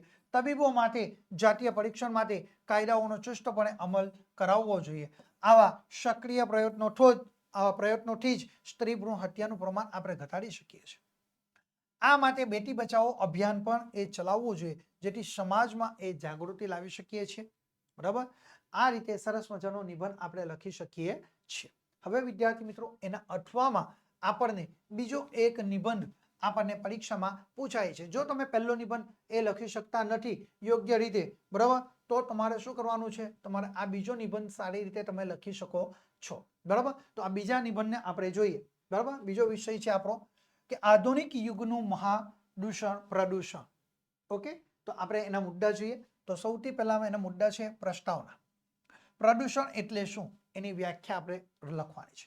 વિવિધ પ્રકારના પ્રદૂષણ વિશે આપણે ચર્ચા કરવાની. પ્રદૂષણ કેટલા પ્રકારના છે એ પ્રદૂષણ, આજ અલગ અલગ પ્રકારના પ્રદૂષણો છે ને, એની માનવ જાતની ઉપર, માનવ જીવન ઉપરની અસરો આપણે વર્ણવવાની, અને ત્યાર પછી સંહાર. ઓકે, તો આપણે લખવાનું પેરેગ્રાફ પાડીને લખવાનું કે ભાઈ વિશ્વમાં આજે પ્રદૂષણ ઘટાડવા માટે અનેક પ્રકારના ઉપાયો થવા લાગ્યા છે. વિશ્વની અંદર આજે પ્રદૂષણને ઘટાડવા માટે અનેક પ્રકારના પ્રયત્નો થવા લાગ્યા. જેમ કે સૌથી પહેલામાં પેલું આપણે એક એક્ઝામ્પલ જોઈએ ને, તો સોલાર પ્લેટ લગાવવાનું શરૂ થયું. પોલ્યુશનને ઓછું કરવા માટે પેટ્રોલ ડીઝલ વાહનોને બંધ કરીને એના શું કરવામાં આવ્યું? સીએનજી બનાવવામાં આવ્યા. ઇલેક્ટ્રિક વાહનોને આજે બનાવવામાં આવી રહ્યા છે. બરાબર, ગ્રીન એનર્જીને આજે ઉપયોગમાં વધારે પ્રમાણમાં લેવામાં આવે છે. જે જૂના વાહનો છે એને સ્ક્રેપમાં મોકલવામાં આવી રહ્યા છે. આ અનેક પ્રકારના ઉપાયો થવા લાગ્યા છે. ભારત જેવા દેશોમાં પ્રદૂષણ એ ચિંતાજનક રીતે દિવસે ને દિવસે વધતું જાય છે.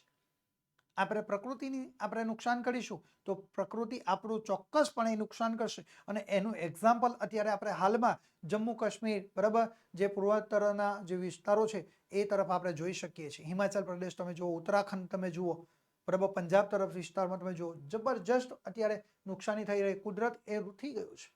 બરાબર, એટલે આ બધી પ્રદૂષણને કારણે જ થઈ રહ્યું છે. ચલો આપણે આગળ જોઈએ. આપણે 21મી સદીમાં પ્રવેશી ચૂક્યા છીએ. આ સદીમાં કદાચ આપણે વધુ સારી સુખ સગવડો મેળવી શકીશું, પરંતુ તેની સાથે સાથે આપણે અનેક સમસ્યાઓનો આપણે સામનો પણ કરવો પડશે. અને આપણા જીવનની અંદર ઘણી બધી મને સુખ સુવિધાઓ મળવાની, પરંતુ એનો સામનો પણ કરવો પડશે. એમાં પ્રદૂષણની સમસ્યા આપણા અસ્તિત્વ માટે સૌથી વધુ એ ખતરનાક સાબિત થાય છે. જે પોલ્યુશન છે એ આપણા સ્વાસ્થ્ય માટે સૌથી મોટામાં મોટો ખતરો હોય તો એ પોલ્યુશનનો છે. આજે દિવસો ને દિવસે તમે જુઓ ને, ઔદ્યોગિકીકરણ, જ્યાં જુઓ ત્યાં ઔદ્યોગિકીકરણ. માં ખેતીની જમીનો છે ત્યાં પર તમે ખેતી લાયક સરસ મજાની ફળદ્રુપ જમીનો છે ત્યાં પર તમે પુષ્કળ પ્રમાણમાં આપણે ઔદ્યોગિકીકરણ કરેલું જોવા મળે છે. જેના કારણે આજના દિવસે આપણે શું કરી શકીએ છીએ? જેના કારણે આજના સમયની અંદર આપણે જે ખેતી લાયક જમીનો છે એ ઓછી થતી જાય છે ને ઔદ્યોગિકીકરણને કારણે પોલ્યુશન પુષ્કળ પ્રમાણમાં એ વધતું જતું જોવા મળે છે. 20મી સદીમાં થયેલા ઔદ્યોગિકી ક્રાંતિને પરિણામે અનેક ઉદ્યોગ ધંધાઓ એ સ્થપાયેલા છે. એમાંના અનેક ઉદ્યોગોમાં સતત આપણે ઝેરી પદાર્થો એ ઉત્પન્ન થતા આપણને જોવા મળે છે. અને જે જમીનની જે ફળદ્રુપતા છે, જમીનની ફળદ્રુપતાનો એ દિવસે ને દિવસે નાશ થતો આજે આપણને જોવા મળે છે. તેની સાથે વાહન વ્યવહારમાં પણ પુષ્કળ પ્રમાણની અંદર પોલ્યુશન આપણને થતું જોવા મળે છે. અને વાહન વ્યવહાર પણ એ ખૂબ વધી ગયો છે. ડીઝલ કે પેટ્રોલથી ચાલતા વાહનો એ હવામાં કાર્બન મોનોક્સાઇડ જેવા ઝેરી વાયુ છોડતા જ રહે છે. દિવસો ને દિવસો એ પેટ્રોલ ડીઝલ વાહનો એમાંથી કાર્બન મોનોક્સાઇડ જેવા ઝેરી વાયુ છોડતા જ રહે છે. આથી હવામાં કાર્બન મોનોક્સાઇડનું પ્રમાણ એ દિવસે ને દિવસે વધી ગયું છે. વળી વાહનોને લીધે અવાજનું જે પ્રદૂષણ છે એ ઘણું બધું વધવા પામ્યું છે. કૃષિ ક્ષેત્રની વાત કરીએ તો કૃષિ ક્ષેત્ર રાસાયણિક ખાતરો તેમજ જંતુનાશક દવાઓનો ઉપયોગ એ દિવસે ને દિવસે ખૂબ વધુ થયો છે. અને એ દવાનો ઉપયોગ વધુ પ્રમાણમાં થયો હોવાથી અનાજ અને શાકભાજી પણ એ પ્રદૂષિત બન્યા છે. અને જમીનની ફળદ્રુપતા જે છે એ જમીનની ફળદ્રુપતા ઘટી ગઈ છે. વળી રાસાયણિક કારખાનાઓમાંથી ઘણીવાર ઝેરી ગેસનું ઘડતર થાય છે અને તેનાથી ભયંકર દુર્ઘટનાઓ પણ સર્જાય છે. અને ઈસવીસન 1984ના વર્ષની અંદર ભોપાલમાં જે ગેસ દુર્ઘટના થઈ હતી, બરાબર, એવી એ દુર્ઘટનાઓ પણ સર્જાઈ હતી. રસાયણોના કારખાના ધરાવતા એ શહેરોમાં કોઈ પણ સમયે એ ગેસ ગળતર જેવી દુર્ઘટના એ સર્જાવાનો સતત આપણને ભય રહેતો હોય છે. અને આજના સમયની અંદર આપણે છેલ્લા 50 વર્ષોમાં આપણા દેશની વસ્તીમાં જબરજસ્ત વધારો થયેલો છે. અને વિદ્યાર્થી મિત્રો, હાલના સમયમાં ભારત દેશ એ વસ્તીની દ્રષ્ટિએ વિશ્વમાં સૌથી પહેલો ક્રમાંક ધરાવતો દેશ થઈ ગયો છે. ચીનને પછાડી દીધું છે ભારતે વસ્તી વધારાની દ્રષ્ટિએ, બરાબર. અને 144 કરોડની પાસે ભારત દેશની વસ્તી થઈ ગઈ છે. વિચાર કરો, છેલ્લા 50 વર્ષોમાં આપણા દેશની વસ્તીમાં ઘણો વધારો થયો છે. બેફામ વસ્તી વધારાને કારણે અનેક સમસ્યાઓ આપણા દેશની અંદર ઊભી થયેલી જોવા મળે છે. શહેરો એ માનવ વસ્તીથી એ ઉભરાઈ રહ્યા છે. શહેરોમાં અનેક લોકો એ ગંદી ઝૂંપડપટ્ટીમાં એ નરકથી પણ એ બદતર હાલતમાં એ પોતાનું જીવન ગુજારી રહ્યા છે. કારખાના અને વધતી જતી વસ્તીને રહેઠાણો એ પૂરા પાડવા માટે જંગલોનો આડેધડ એ નાશ કરાઈ રહ્યો છે. તેથી વરસાદનું પ્રમાણ એ દિવસે ને દિવસે ઘટતું જાય છે અને ગરમીનું પ્રમાણ એ દિવસે ને દિવસે વધ્યું છે. ઉનાળાની શરૂઆત થાય એટલે આપણે શરૂઆતમાં શેકાવાની શરૂઆત થઈ અને લોકો એસી ચાલુ કરીને એ ઘરમાં બેસતા આપણને જોવા મળે છે. કારખાનાનું દૂષિત પાણી એ નદીઓ કે સાગરમાં એ ઠાલવતા એ જળચર પ્રાણીઓનું જીવન પણ એ જોખમમાં મુકાય છે. આ જે ઉદ્યોગ ધંધા ફેક્ટરીનું જે દૂષિત પાણી છે એને શુદ્ધ કર્યા વગર નદી, નાળા, સરોવર, તળાવમાં કે સમુદ્રમાં છોડવામાં આવે છે, જેના કારણે સમુદ્રના આ બધા પાણીના જે જીવો છે, જળચર જીવો છે, તેને નુકસાન થઈ રહ્યું છે.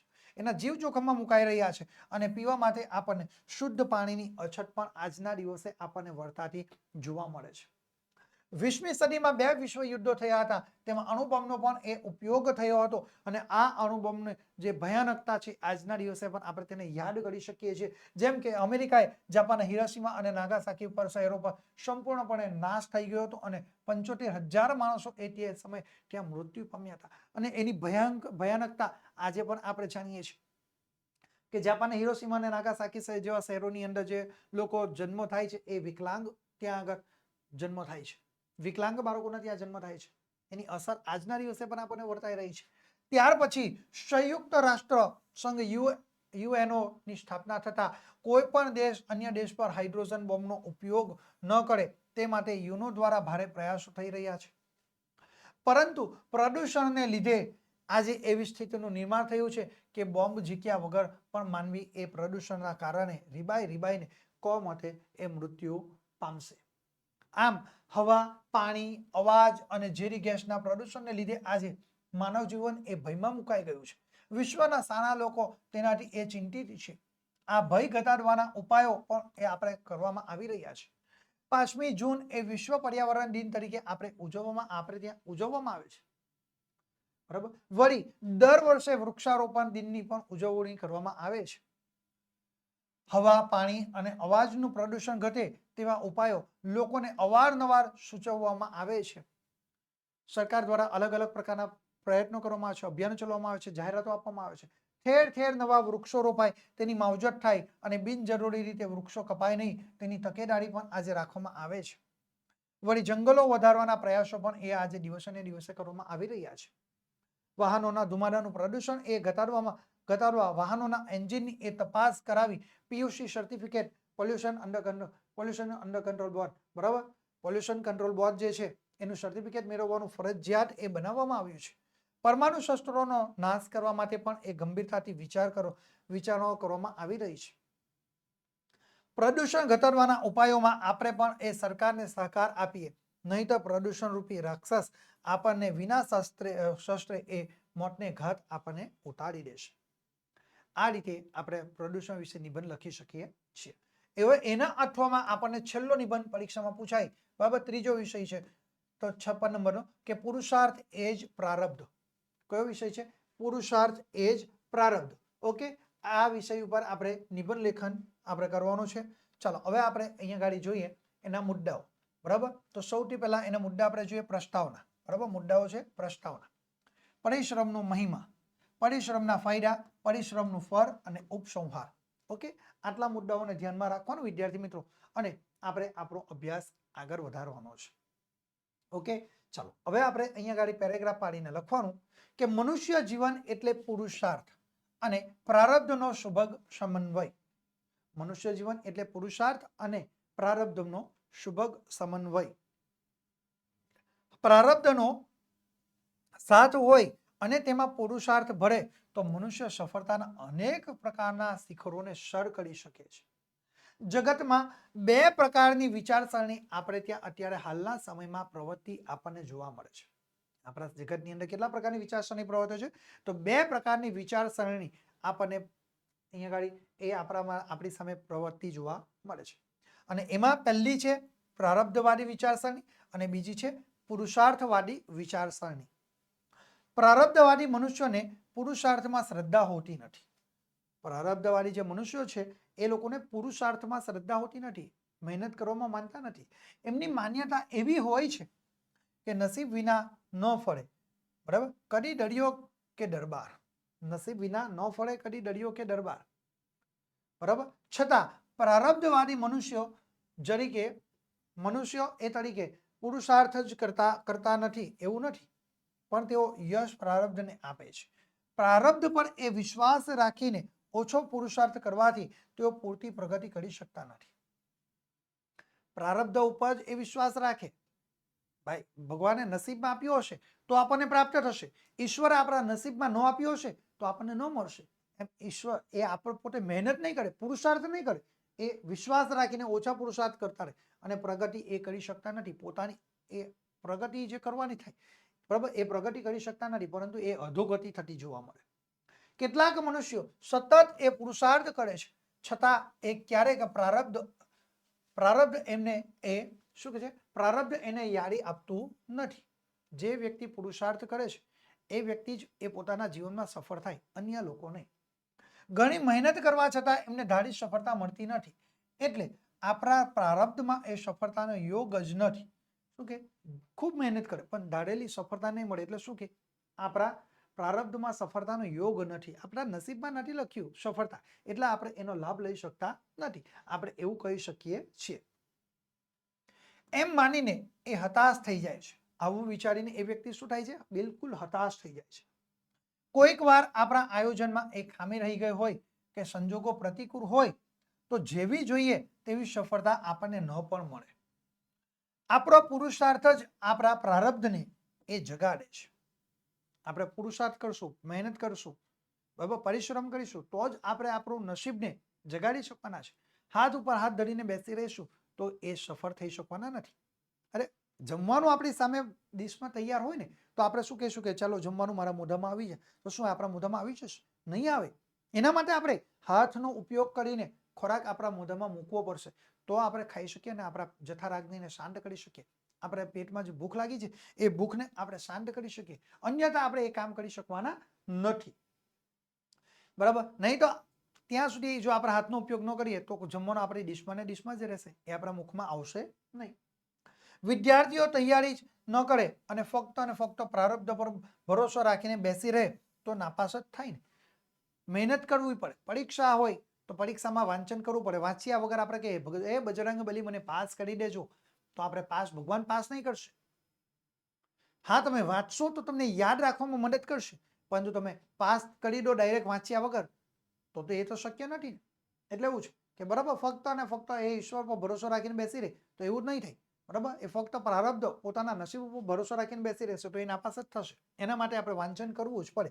કડિયા છે, સુથાર તેમજ અન્ય કારીગરો કામ ન કરે તો ભૂખે જ મરે. ખેડૂતો એ પ્રારબ્ધને ભરોસે બેસી રહે અને પોતાના ખેતરમાં પૂરતી મહેનત ન કરે તો એમને સારો પાક ક્યારે પણ મળવાનો નથી. પુરુષાર્થ કરવાથી જ નસીબ આડેનું પાંદડું એ ખસેડી શકાય છે. આપણા પ્રારબ્ધને પામવાનો એ પુરુષાર્થ સિવાય બીજો કોઈ માર્ગ પણ નથી. બરાબર, આપણે પ્રારબ્ધને પામવાનો પુરુષાર્થ સિવાય બીજો કોઈ આપણા જીવનની અંદર માર્ગ રહેલો જોવા મળતો નથી. ઉદ્યમી મનુષ્ય એકલા એ પ્રારબ્ધને ભરોસે બેસી રહેતો નથી. જે સાહસિક અને પ્રારબ્ધ સાહસ કરવામાં જ એ માનનાર વ્યક્તિઓ છે એ નસીબના ભરોસે ક્યારે પણ બેસી રહેશે નહીં. તે એવું માને છે કે મનુષ્ય પોતે જ પોતાનો ભાગ્ય વિધાતા છે. આપણે જ આપણા પોતાના ભાગ્ય વિધાતા છે. જો હું કામ કરીશ તો જ મને પૈસા મળશે. આપણે જો હાથ ઉપર હાથ ધરીને બેસી રહીશું ને કહેશું કે ભાઈ મને પૈસા પ્રાપ્ત થઈ જાય, તો પૈસા ક્યારેય પ્રાપ્ત થવાના નથી. એટલે કહ્યું છે કે મનુષ્ય પોતે જ પોતાનો ભાગ્ય વિધાતા છે. આથી ઉદ્યમી મનુષ્ય એ પ્રબળ પુરુષાર્થ કર્યા કરે છે. તેને નિષ્ફળતા મળે તો પણ તે હારી કે થાકી જતો નથી. તેના પુરુષાર્થમાં જ તેને પ્રારબ્ધનો સાથ મળ્યા વિના રહેતો પણ નથી. તે સિદ્ધિના શિખરો સર કરી શકે છે. અવનવી વૈજ્ઞાનિક શોધો એ વિજ્ઞાનીઓનો એ પુરુષાર્થનું જ એ આજે આપણે પરિણામ છે. કેટલાક વિજ્ઞાનીઓ એ જિંદગીભર એ પુરુષાર્થ કરતા રહે છે, તેમ છતાં તેમને સફળતા મળતી નથી. પરંતુ એનો અર્થ એવો નથી કે તેઓ પોતાના ધ્યેયમાં નિષ્ફળ ગયા છે. તેમના પછી થનારા વૈજ્ઞાનિકો તેમના પ્રયોગોને આધારે જ આગળ સંશોધન કરીને એ સફળતા પર મેળવે છે.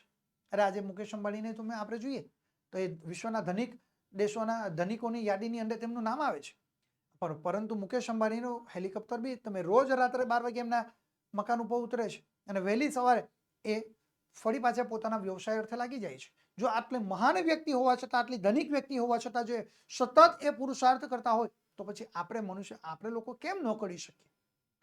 એક આપણે જે વૈજ્ઞાનિકો એક સંશોધન કરશે ને એની સફળતા મળે એના પછી એ ફરી પાછળ તરત જ એ આગળના બીજા પ્રયોગો કરવાનું પણ શરૂ કરી નાખે છે. ગીતામાં પણ ભગવાન શ્રી કૃષ્ણએ કહેલું છે તેમ કે કરેલું કાર્ય કદી એરે જતું નથી. આપણે જે પુરુષાર્થ કરીએ છીએ, જે કાર્ય કરીએ છીએ એમાં આપણને ચોક્કસપણે સફળતા પ્રાપ્ત થાય છે. પ્રાચીન કાળમાં ઋષિ મુનિઓ, તપસ્વીઓ તેમજ ભગવાન બુદ્ધ, મહાવીર, ઈસુ અને મોહમ્મદ પયગંબર જેવા મહાપુરુષોએ સત્યની શોધ કરવા માટે આકરી તપશ્ચર્યા કરી હતી. તેના પરિણામે તેઓ સત્યની શોધ કરી જગતના લોકોને એ જીવનનો સાચો રાહ પણ ચીંધી શક્યા છે. ગાંધીજી, અબ્રાહમ લિંકન, નેપોલિયન અને બર્નાર્ડ શો વગેરે એ યુગ પુરુષોએ મેળવેલી સફળતાઓ તેમણે કરેલા પ્રબળ એ પુરુષાર્થને જ એ આભારી પણ રહેલી છે. આપણે હંમેશા શારીરિક અને માનસિક શ્રમ કરતા રહેવું જોઈએ. આપણે આપણા ભરોસે જ એ જીવવાનું છે. જેને ખુદની ઉપર ભરોસો નથી તેને માટે ખુદાનો ભરોસો એ નકામો છે. જ્યાં સુધી વ્યક્તિને પોતાની જાત ઉપર વિશ્વાસ નથી, પોતાની જાત ઉપર ભરોસો નથી, એ વ્યક્તિને માટે ખુદાનો ભરોસો નકામો છે, ઈશ્વરનો ભરોસો એના માટે નકામો છે. આપણે જ આપણા ભાગ્ય વિધાતા છીએ. આપણને કોઈ ડૂબાડી શકશે નહીં કે કોઈ ઉગાડી શકવાનું નથી. આપણને કોઈ ડૂબાડી શકે નહીં કે કોઈ એ ઉગાડી શકવાનું નથી. આપણે પોતે જ એ જાતે ડૂબીએ છીએ અને આપણે પોતે જ એ આપણે તરીને બહાર પણ આવી શકીએ છીએ. જીવન સાફલ્યનું રહસ્ય એ પુરુષાર્થમાં જ એ રહેલું છે. પુરુષાર્થ જ એ પ્રારબ્ધને જગાડે છે. પુરુષાર્થી એ લલાટે જે રીતે એ પ્રસ્વેદ પાડે છે, ઘણા પ્રારબ્ધને જળ છાંટીને એમ જગાડે છે. કહેવત પણ છે કે આપ સમાન બળ નહીં અને મેઘ સમાન જળ નહીં. આ રીતે સરસ મજાનું વિદ્યાર્થી મિત્રો આપણે પુરુષાર્થ અને પ્રારબ્ધ આ વિષય ઉપર આપણે અહીંયા આગળ નિબંધ લેખન કરી શકીએ છીએ. ઓકે, તો વિદ્યાર્થી મિત્રો આ રીતે આપણે સરસ મજાનો નિબંધ લેખન કરીને પરીક્ષાની અંદર પૂરેપૂરા ગુણ મેળવી શકીએ છીએ. વિદ્યાર્થી મિત્રો હવે તમે સ્ક્રીન ઉપર જોઈ રહ્યા છો કે A1 ગ્રેડ IMP બેચ 2024 આ શું છે? તો વિદ્યાર્થી મિત્રો ઓશિયન કોચિંગ ક્લાસીસ તરફથી બહુ જ થોડા સમયની અંદર આવી રહ્યું છે 2024ના વર્ષનો IMP બેચ. તો વિદ્યાર્થી મિત્રો ફટાફટ તમે 2024ના વર્ષના આ IMP બેચની અંદર જોડાઈ જજો. કારણ કે આ IMP બેચની અંદર જે તમને પ્રાપ્ત થવાનું છે એ તમને ક્યાંય કોઈ જગ્યાથી પ્રાપ્ત ન થશે. કારણ કે અમે નથી બોલતા, અમારું કામ બોલે છે વિદ્યાર્થી મિત્રો. બરાબર, આ IMP બેચની અંદર તમને બોર્ડની પરીક્ષાની તૈયારી કરવા માટે ગુજરાતના શ્રેષ્ઠ શિક્ષકોની ટીમ દ્વારા તમને આ IMP બેચ તમારા માટે લોન્ચ કરવા જઈ રહ્યા છે. બહુ જ થોડા સમયની અંદર વિદ્યાર્થી મિત્રો આ 2024ના વર્ષનો IMP બેચ શરૂ થઈ જશે. આ IMP બેચમાં જોડાવા માટે તમે અત્યારે જ અમારા મોબાઈલ નંબરનો સંપર્ક કરી શકો છો. અમારો મોબાઈલ નંબર છે 7046 22 22 54 નંબરનો તમે સંપર્ક કરી શકો છો.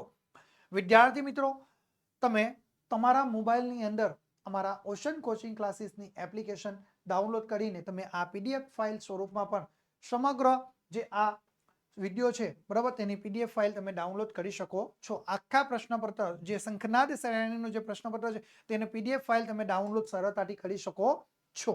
ઓકે, એટલે બિલકુલ ચિંતા કરવાની જરૂર રહેતી નથી.